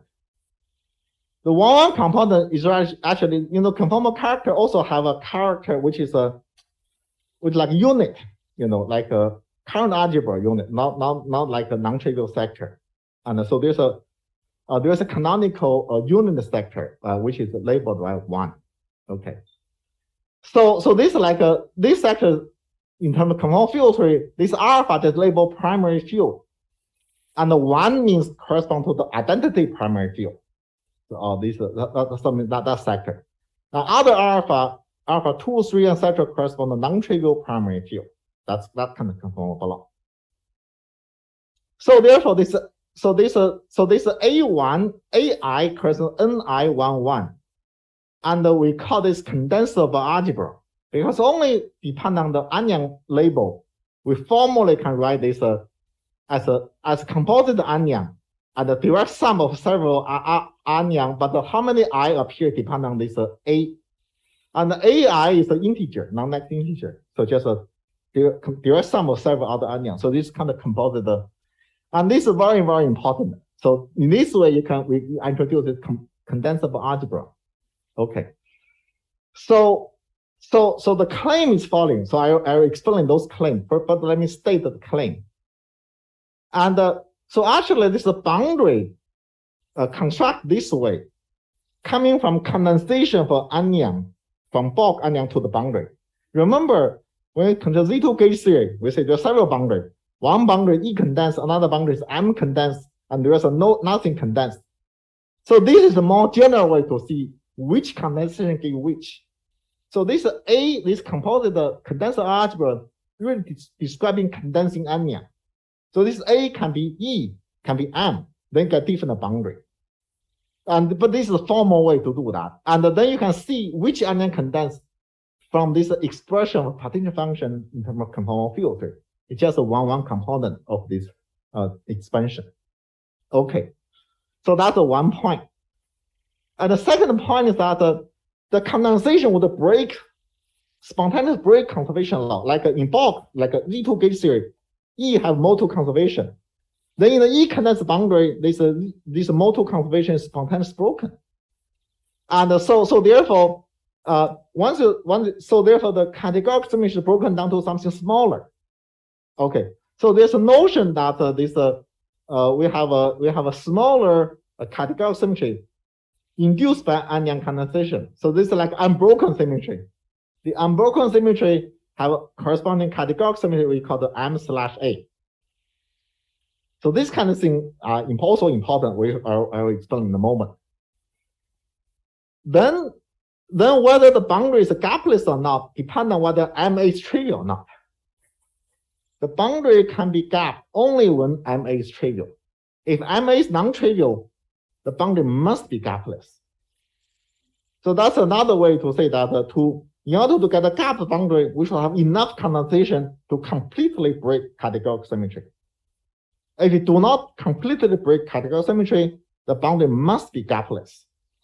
So this is in recent years, there's a lot of discussion of a symmetry protect gaplessness. So this is the most general way to describe the symmetry protect gaplessness. We'll have certain symmetry, anomalous symmetry is not broken. Then the state must be gapless. And but the most general way is a formula this way. Depending on whether unbroken categorical symmetry is trivial or non-trivial, determine whether it's a gapless or not. And just a moment. Then if we break, if A is large enough such that the induced topological order is trivial, then A is called the Lagrangian. Yeah, please. Are you still talking about the discrete coefficient? Yeah, the symmetry is always discrete. Yeah, we always talk about finite symmetry. And I don't have any intuition, for association of a gapless phase for the discrete symmetry. Yes. Yeah, that is the amazing thing. The discrete symmetry enforces gaplessness. Yeah, that's a symmetry protect gaplessness include discrete. Yeah, this is a very good question because we know we're familiar that when we have continuous symmetry, we have a perturbative anomaly, like gravitational anomaly or even U1 anomaly, SU anomaly. It's well known that this perturbative anomaly of a continuous symmetry protect gaplessness. And here I try to say, even for discrete symmetry, and there's a similar phenomena, and this discrete symmetry protect gaplessness. Yeah. Yeah, that's kind of one of new result obtained from this kind of thinking. So if you pick, for example, like just the Ising model as the conformal blocks you were building with, what would you find? Yeah, I will give an example in a moment. Yeah. So let's get some intuition why we call this. Now let me explain why we call this coefficient condensable algebra. Why condensable? Why condensation? How that relate to condensation? So let's consider gap the boundary of a 2+ topological order. So which is included here? Here I say conformal block look as a gapless, but the conformal block contain a gapped situation where the conformal character is constant. If a conformal character is just 1, then there's nothing. It's topological, nothing. Then if a conformal character only 1 and alpha just 1 index, you replace 1 here, alpha only 1 index. So this whole sum just ni 1 1. That's your partition function. And and in this case, this partition function satisfies this condition. I can rename this VI is ni1y, also AI. So these 3 symbols just the same thing. Just in different places, I use different symbol for convenience. But as a partition function, it satisfies this condition, the modular covariant condition.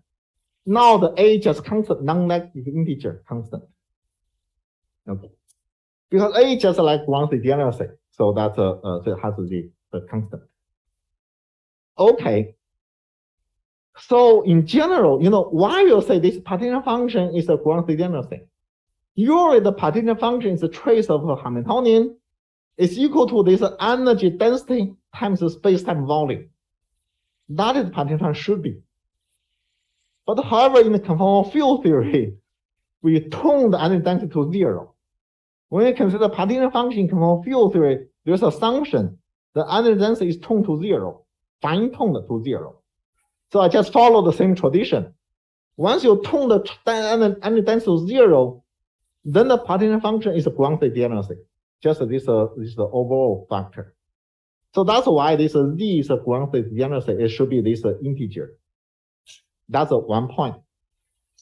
Then another point is that what A to 0 means. A is labeled by this onion index. And some AI is non-zero describing quantitatively, and some AI equal to 0. So what the meaning of 0? 0 means the following. When you're inserting this, what if you do that? Originally, we have a nothing here. We have a partition function. Then we insert a pair of anyang and anti-anyang, I and I bar in the middle. Then we move I bar to the boundary. If I bar can be absorbed by the boundary, then we have that situation that we have a I bar condense. And then that means AI non-equal to 0. If I bar cannot be absorbed boundary, so this anyang do not condense, then that means creating the bulk anyang means we must have a boundary anyang as well. The boundary anyang is not ground state. It's not part of a ground state. And when you have boundary anyang, which have energy gap, when conformal field theory, energy gap means the partition function is exponentially small. Yeah. So that's 0. So therefore 0 means that this particular anyang do not condense. Non-zero means it's condensed. So that's why we call it condensed algebra. So therefore interpretation is really that this AI non-zero means type I anyang condensed on the boundary. That should be type I bar, but let's not worry about that. And 0 means type anyang does not condense. So therefore this condensed algebra describes pattern of anyang condensation on the boundary. Which anyang condense, which anyang do not condense. Really describing that. And so, but the pattern of anyang condensation on the boundary is really a pattern for categorical symmetry breaking, just using Landau's picture. Condensation breaks symmetry spontaneously. So anyang condensation also breaks categorical symmetry spontaneously. So that is the picture here. And then, so now I explain this induced topological order. Okay. So here, here I try to say the anyang condensed on the boundary is something strange, What do you mean by anyang condensed on the boundary? It's more usual to say the anyang condensed in the bulk. Let's have Higgs mechanism. So in the bulk topological order, we have some anyang. In gauge theory, we have some charge particle. The charge particle can condense like a Higgs mechanism. Change the topological order to something else, a new topological order. So condensation of anyang in the bulk would change the topological order. But usually you can only condense the bosons. And you can only condense the boson with the trivial mutual statistics together. So that is just ordinary Higgs mechanism. So let's say that more formally we do the same thing. So this A just describes the anyang which can condense together. Yeah. And after condensation, what do we get? What is the bulk topological order if anyang in A condense? Well, first thing that is really the following. In the induced topological order, then those anyang must have a trivial mutual statistics with A. Because A is like some order parameter. If you insert anyang with non-trivial mutual statistics with its order parameter, you create a branch cut in the order parameter, and then causing linear growing energy. So that's confined. So A condensation confine all the anyang with non-trivial mutual statistics with the anyang in A. And also, if two original anyang differ by some anyang in A, then they are real equivalents because A condense. So whatever in A is all real trivial. If Ij differ by A, whether they are the same. So there's a reduction. So that's why this M/A/A quotient A, something like that coming from there. So this anyang condensation is pretty complicated, but this is a rough idea of how this anyang induced topology is obtained. And then the picture we have before is that in this cap space boundary is that if induced topology is trivial, so M/A is trivial, it's a product state. So usually if M/A is non-trivial, then we will have domain work between two topology order. This will be domain work. If M/A is trivial means a product state, we can remove them, then it becomes boundary. Yeah. So therefore, if A is the Lagrangian, means M slash A is a trivial. So that means if you condense enough onion to make M slash A to trivial, then this A actually describes a gapped boundary. Because outside trivial with product sets can be removed. So that's the motivation that the condensable Lagrangian condensed algebra describes a gapped boundary. Then there are smaller condensed algebra. If some algebra is so smaller, it describes a gapless boundary. So basically it's following. If condensation is large enough, destroy topological completely, we get a gapped boundary. But the gapped boundary is regarded as a gapped face in the original setup, original system with the symmetry. We have all kinds of gap phase. We can have symmetry breaking phase. We can have a SPT phase, SCT phase, all that.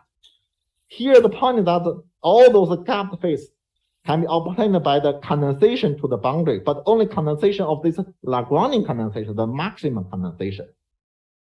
Then suddenly you have something quite amazing. That is the Lagrangian condensed algebra classify gapped phase together as a symmetry breaking, SPT, SCT in the same formalism.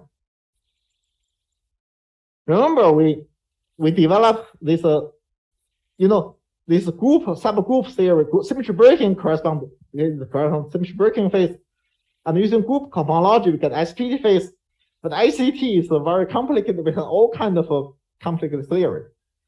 But in this formulation, just a Lagrangian condensed algebra would classify all those phases together in a unified formalism. So that's one way to see that this categorical way to look this categorical symmetry is a more convenient way to look at the symmetry. To have a more cleaner, more straightforward formalism to understand those phenomena. Then similarly, if this one is non-trivial, we should have a gapless boundary because of the following. And so you can see, so now we have original topological order in the bulk. Then you have some condensation, we get this new topological order. This pink one is a new reduced topological order. Then the reduced topological can only have its own boundary. Okay. And then you may say, well, this topological MA may have additional onion condensation, but then we have too much. So what I try to describe here is that we want to use this construction to only describe a boundary with only A condensation. But A already condensed from M to M slash A already condensed. So we should not have a more condensation here. If you have more condensation here, you have too much condensation. So therefore, we should have a so-called one condensation. Only the trivial part condensed, but trivial part always condensed. So that means this MA have a one condensed boundary, which have no condensation, which is gapless. And this one condensed boundary for MA, and this composite structure can be viewed as A condensed boundary of M. So A condensed boundary of M through this domain wall can be viewed as a one condensed boundary of MA. Why this is convenient? Because this one is a gap. This domain wall is a gap domain wall.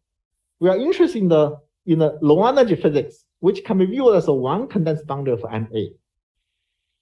So that's a reduction. For A condensed boundary of M can be studied via one condensed boundary of MA. We just need to calculate from M to MA, how M to M slash A, this reduction. Then we can unify the theory of a gapless boundary. Yes. So M slash A is still a non-trivial topological order here, right? Yeah, it can be. If M slash A is trivial, then that means this M can have gapped boundary. Okay. If M slash is non-trivial, want to argue that, then if M slash is non-trivial, then we can claim that the A condensed boundary is a one condensed boundary for MA, and the one condensed boundary for MA must be gapless if MA is non-trivial. So now we can study this kind of a question. And why? It's actually very simple. If MA is non-trivial, means it has some non-trivial ST matrix. Okay. What is the one condensed boundary of MA? F/A. We don't know. But if you assume this one condensed boundary is gapped, then the gapped boundary is given by the constant. Their partition function is a constant integer. And since we insist it's a one condensed boundary of MA, this constant just is only one in the trivial sector. All other things do not condense, so it's 0. So this one should satisfy this modular covariant condition, which can never do. Because this S matrix, the first row is this quantum dimension, which is all positive integer of some positive, not integer, positive numbers. When you have a positive number in the first row, then this kind of a vector can never satisfy this condition. Cannot be eigenstate of this SA with this A. So this is a very quick way to prove that the non-trivial topological order guarantee gaplessness. This is just a one-line proof. And so you can see that this whole thing. Yeah. Okay, I think I can skip that. So some more condition A, and which is some more mathematics. So I won't go into this. I think the slide is upload here. You probably can get slide to see more. And so let me just not just in the last 15 minutes, I just give some example. I think I can finish 15 minutes just to go through some example very quickly. So for the Z2 symmetry, the categorical symmetry is a Tor code Z2 topological order in two-polar dimension. It have 4 types of anions in bulk. That means this T Z2 gauge theory and ST Z2 gauge theory is a 4x4 matrix. That's ST matrix, just 4x4 matrix. Then to obtain gapped boundary, we just need to find a constant non-negative integer satisfy these two conditions. We find 2. So these 2 satisfy this condition. So that's a represent gapped boundary. And that's our old story. This is one is E condensed boundary, and that's M condensed boundary. Yeah. So you can see the first one is this identity always condensed. Second element is E, third element is M. So this E condensed, this M condensed. And there's also a smaller condensation. That is only one condensed. E and M do not condense. If E and M do not condense, we have also solution. And so I can skip that. This is solution. The first solution is construct using the 3-4 unit, actually the 4-3 minimum model is Ising minimum model. And why I say this is a one condensed boundary? Because you can see this is primary field conformal block for the trivial primary field, identity primary field. And so this psi chi0 square only appear in this component. In other component, so here we have chi0, but the other side is not there. So that means this solution is a one condensed because this character, this N11 only appear in the Z1. Yeah. So you can see that is one condensed. And similarly, using 5-4 binary model, we have this solution. Again, this zero conformal block, trivial conformal block only appear in the 1. So this is how we look at this. So amazing to say that this one condensed boundary is not unique. There are several of them. So actually, indeed, knowing the bulk, we don't know boundary uniquely. And there's so the boundary bulk relation is the bulk do not determine boundary uniquely. So it looks like using categorical symmetry, we cannot determine the gapless theory uniquely. But however, I want to say the following. This one have a higher central charge. It's less stable. It's like fine-tuned. Then we usually refer to the most stable one with the middle central charge. It's the same thing as the following. So usually we say Z2 symmetry breaking is described by Ising model critical point. That one actually is an incorrect statement. If you just say Z2 symmetry breaking, the critical point can be many other things. The critical theory and the boundary you can stack with any CFP which don't couple to Z2 symmetry to the critical point, get a new CFP.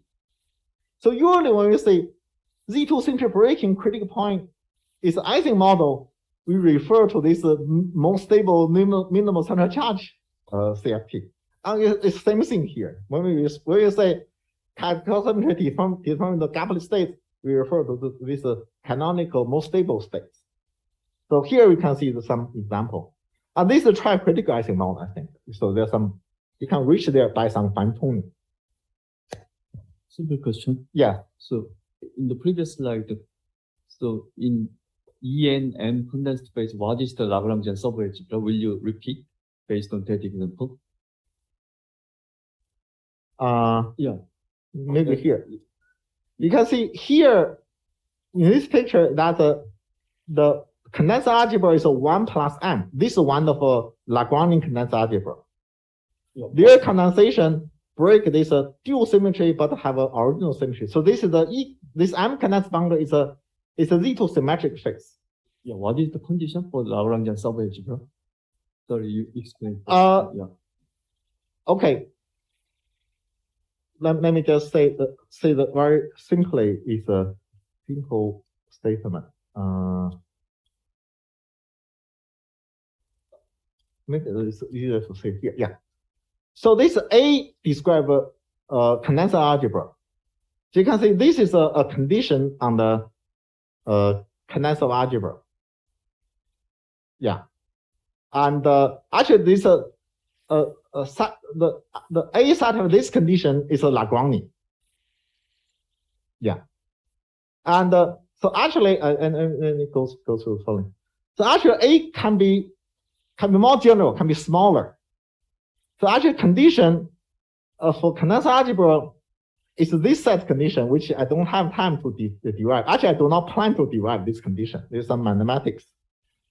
And so like A should be integer, non-negative integer, and the A is non-zero only for bosons, you know.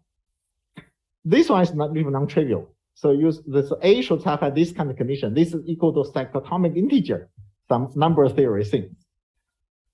And if A is Lagrangian, they have this additional two conditions. So in previous condition, if A satisfies previous condition, you may get a Lagrangian or non-Lagrangian condensed algebra. But the Lagrangian one satisfies this additional condition. That's the maximum.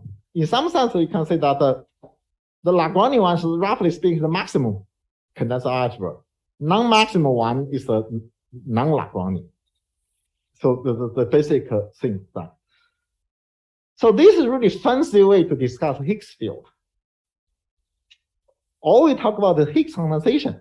What kind of particle can condense together? But those particles can be anyons, can have quantity dimensions. When that happens, this became quite a sophisticated theory. The Higgs condensation is became sophisticated. So this really the theory for Higgs condensation, but allowing Higgs field to have a non-trivial quantum dimension, some kind of boson, but also non-abelian anion at the same time. Yeah, and so really just describe what kind of thing can condense together.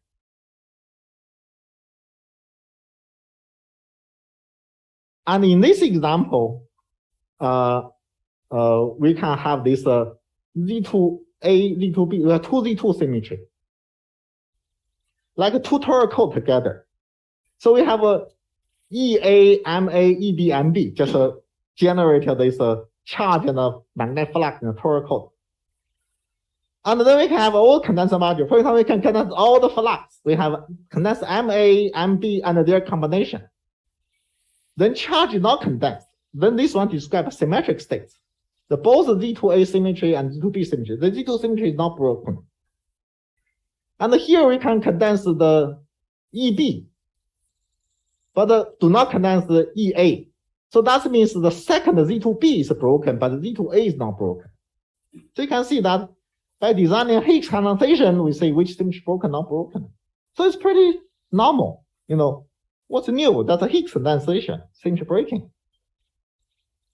The funny thing is the last example. We can, and those combination are bosons.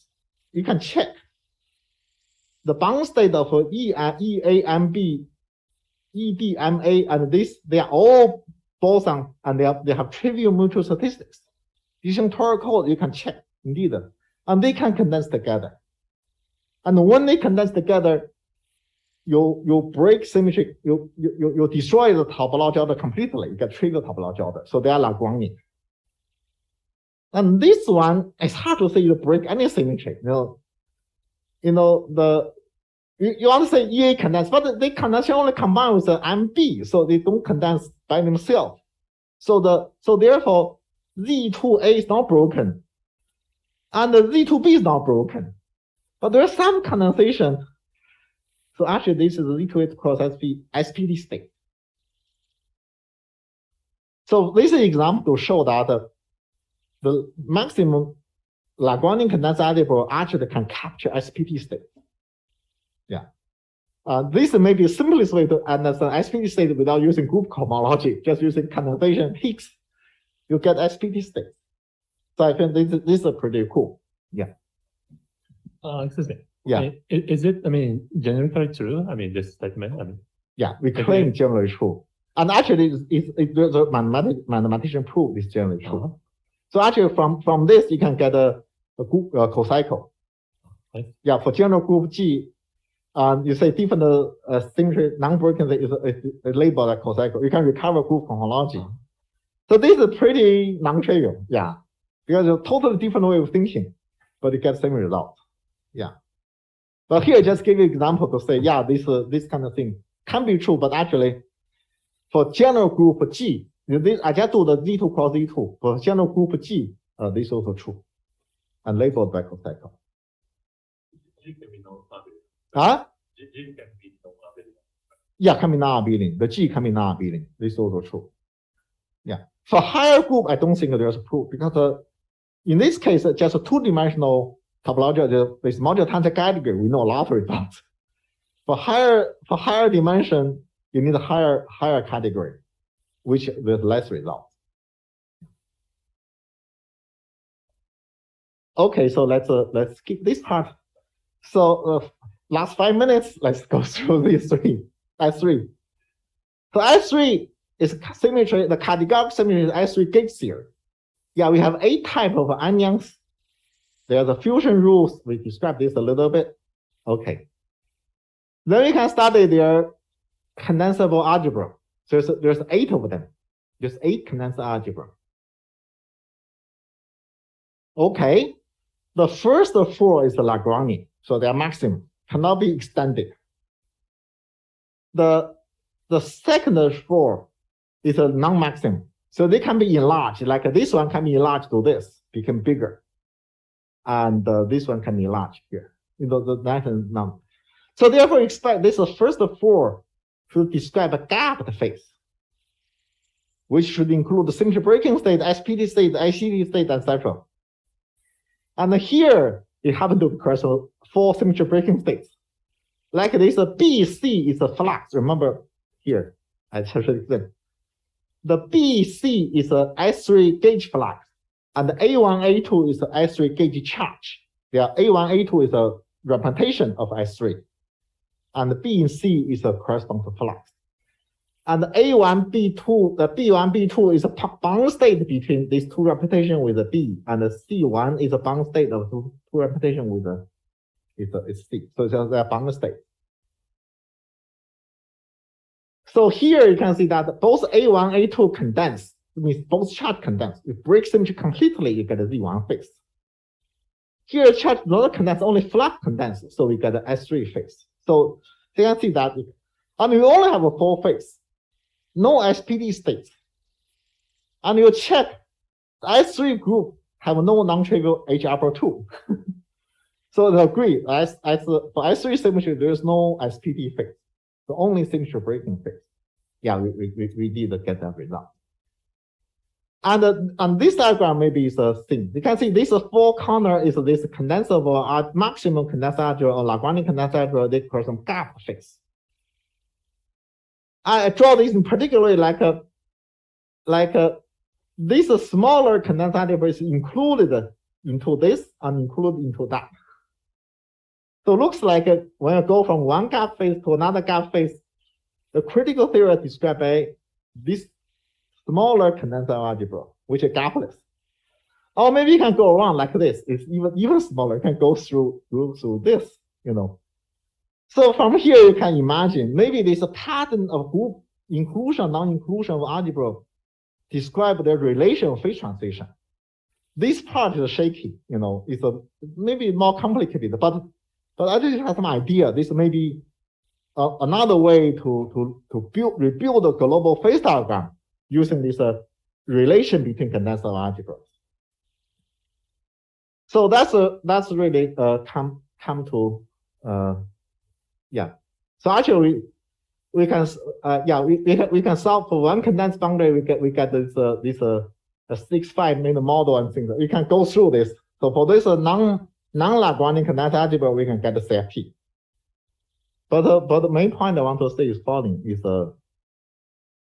so this is one of the phase diagram we have. So I put in the same similar topology as this graph figure here. So you can see this let's see some familiar. So like a Z2 to Z1, that's ordinary Z2 symmetry breaking transition. So this transition is described by this condensed algebra, this 1 plus A2. It turns out that when you have S3 gauge theory, when you condense 1 A2, you break S3 gauge theory into Z2 gauge theory.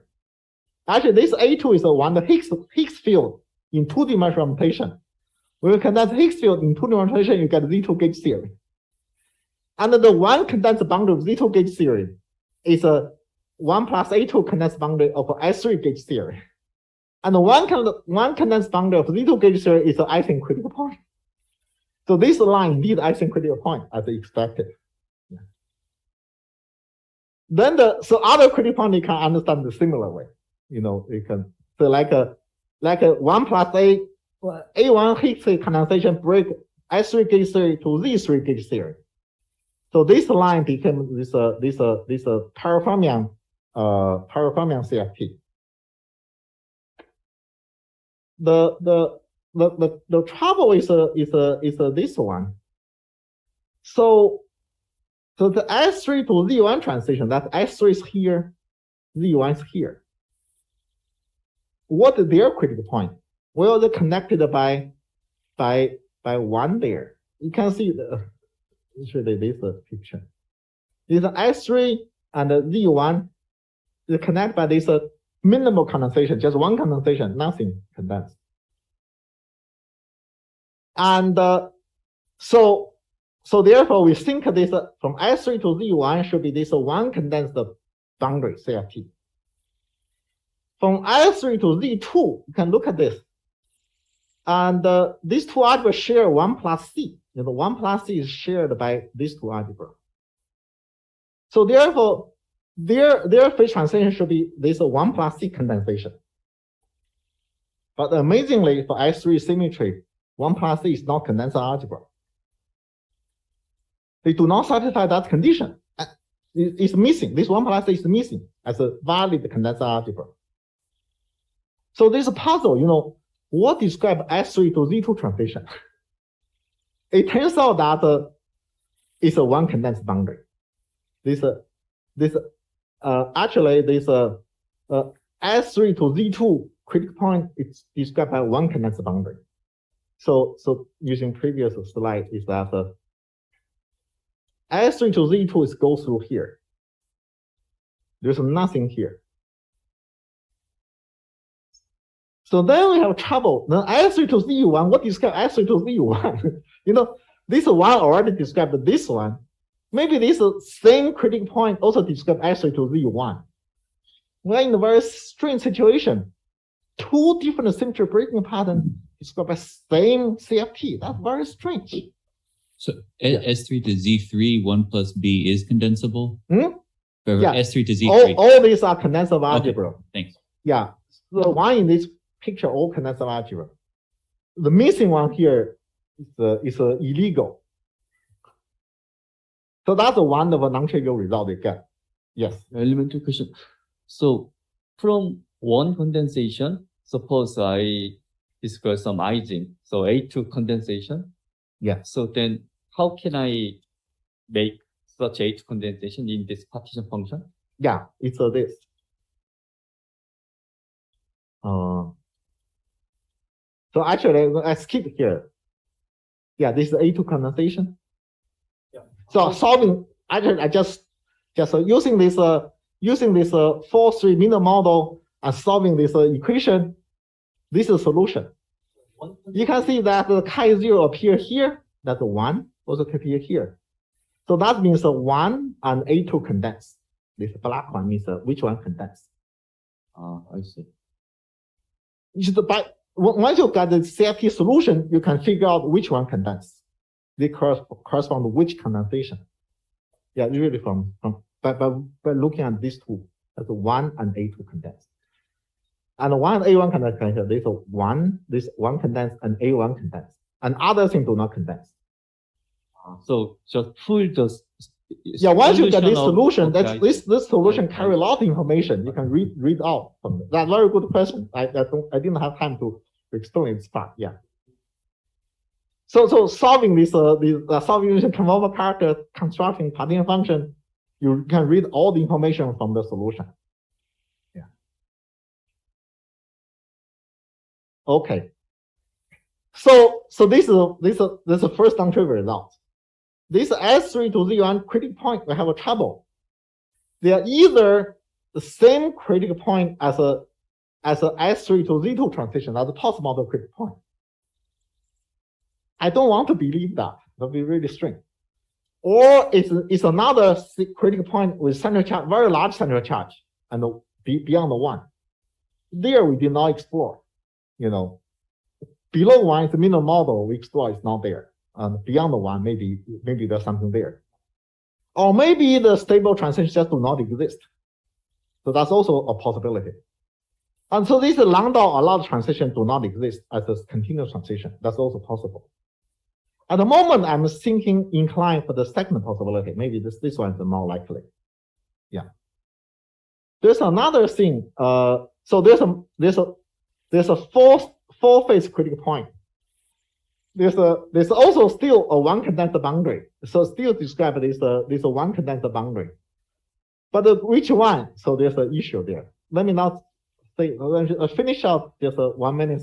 Just want to say one more thing. That is there's a duality. This A2 and B is very similar. If you look at the fusion rule, at first they have the same quantity dimension and the same spin. If you look at fusion rule, this NIJK, this is a fusion rule table. This fusion rule table is invariant under A2B exchange. So this is like an EM exchange. This is like a duality. But S3 have a duality similar to EM exchange in the Ising model or a Topological model. So this duality is like a horizontal reflection of this graph. Just this straight line just do the mirror reflection of this straight line. So S3 map to Z2, Z3 map to Z1. And that means that S3 to Z3, okay, so it really means it means that this S3 to Z1 transition is mapped to Z3 to Z2 transition. That is surprising. Yeah, basically it's this. S3 to Z1 is mapped to Z2 to Z3. So that means these two transitions have same property. If S3 to Z1 is a continuous for some system, then for some other system, Z2 to Z3 should be continuous. Duality is not self, it's mapping from one system to another system. So in some system with S3 symmetry, if you see the S3 to Z1 continuous transition, then there's corresponding mapped system with S3 symmetry. From that system, you should see Z2 to Z3 continuous transition with the same critical point, same exponent, same scaling exponent. Then we usually say that Z3 to Z2 continuous transition not allowed, it's lambda forbidden. Then that means S3 to Z2 is not allowed. Oh, S3 to Z1 is not allowed. So this is maybe this is one of last application I want to discuss.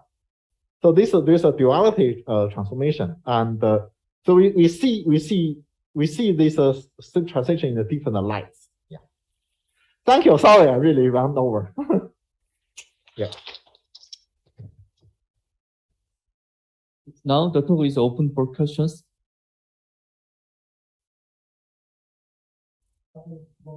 Yeah. About this last statement about this duality, which yes, is the transitions in different systems. I mean, they still have to possess the S3 symmetry originally, right? Yeah. So the point is that because this is automorphism of categorical symmetry, that means before mapping, after mapping, we both have system of S3 symmetry. Yeah. So, but however, and there's a this is different from the original dual symmetry. There there's a mapping is different. Yeah. This is automorphism. That one is like reliable. Yeah, I don't know what to say. Yeah. Yeah, automorphism have this kind of feature.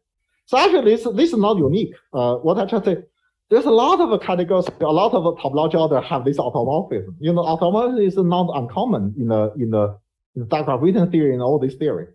And whenever you see automorphism, you have this very funny mapping of symmetry breaking transition. And so this is just a very simple example of that. And there's if you look at the automorphism of topological CFT, MTC, module tensor category, you identify a lot of this strange relation, surprising relation. Yeah. Yes. For the Z2 symmetry breaking, you mentioned the principle that you take the CFT with the lowest central charge, yes, because that's the most stable. Yeah. But for if the S3 to Z2 symmetry breaking is if that transition were described by something with central charge greater than 1, yeah, that would seem to, in this case, violate that principle? Or yeah, thank you for the question. And if the second option were correct, yeah, it's a second.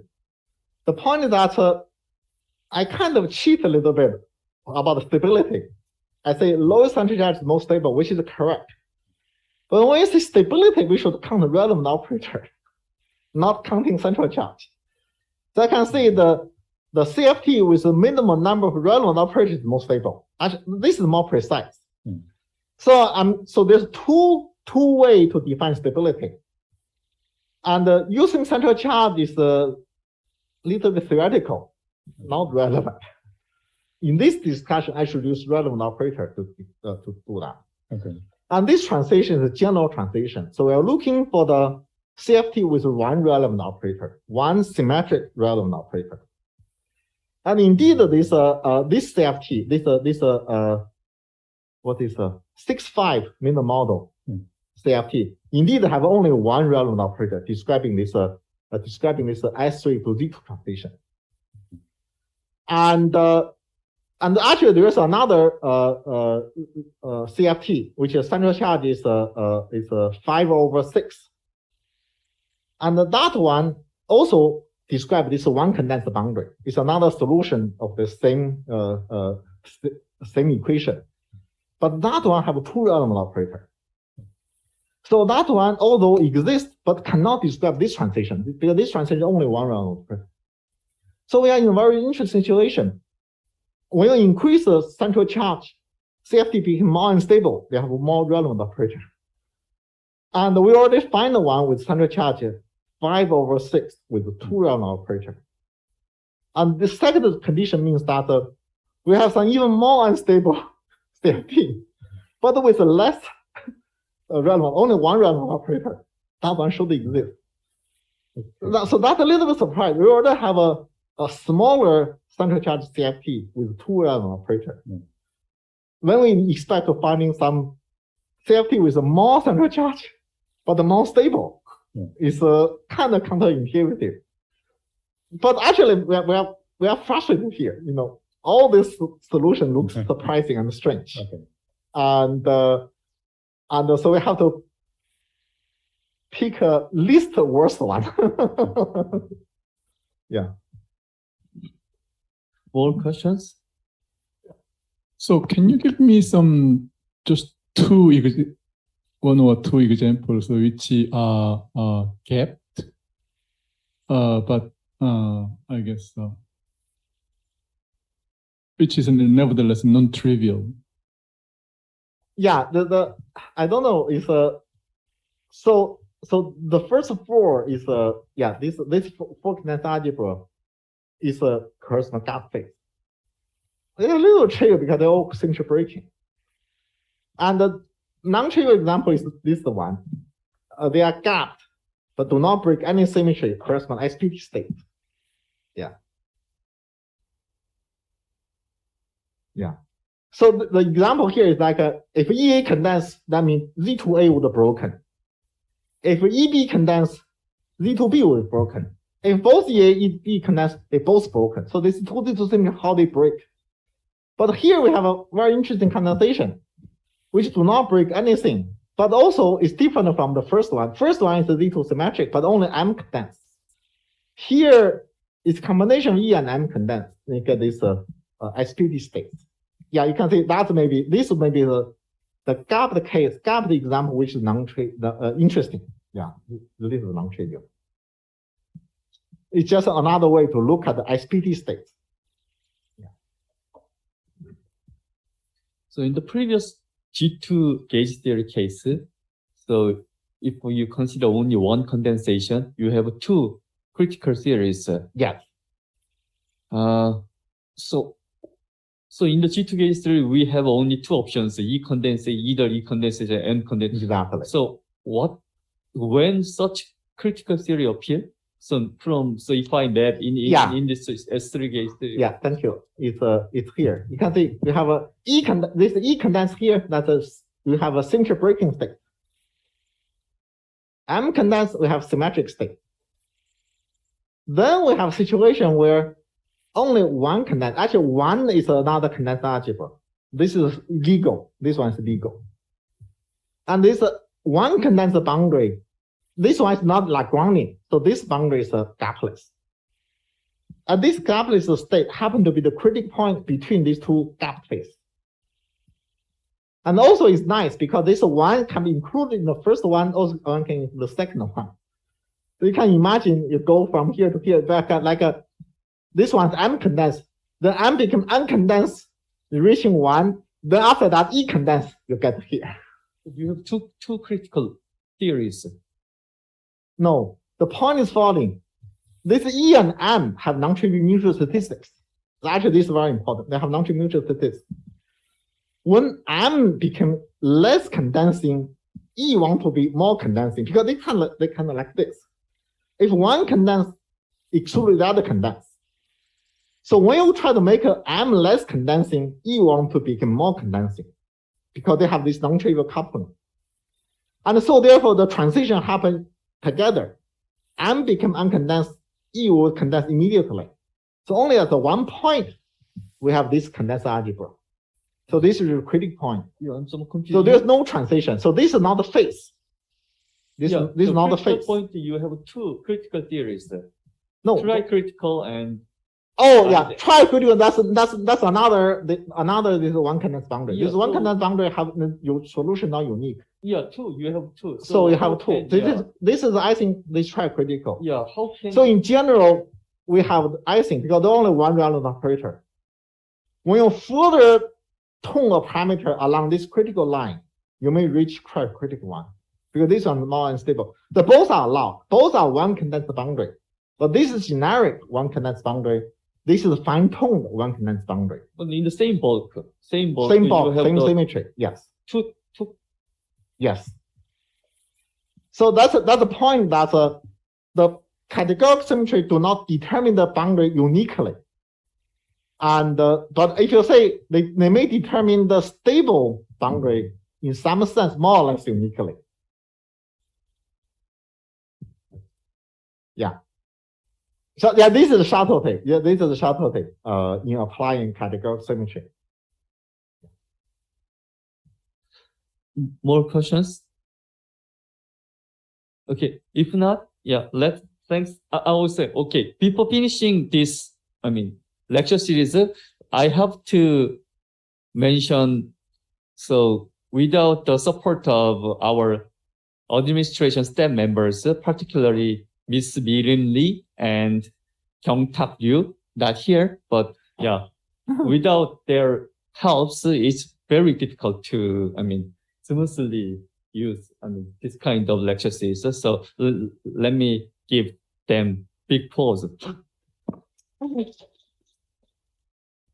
Thank you very much. Let's end the Professor Wen's lecture series. If you are interested in tomorrow in Department of Physics, IBS, so you already get some announcement too. Yeah. From 4 p.m. there will be some seminar of Professor Wen in Department of Mathematics, so IBS. So concrete place, I don't know. Already announced to, yeah. Yeah, so, I like to also thank the audience. You asked so many good questions. Yeah, make it very lively. I really enjoy it. And usually it's, the audience is more tiring, for the speaker, we thought about this kind of thing.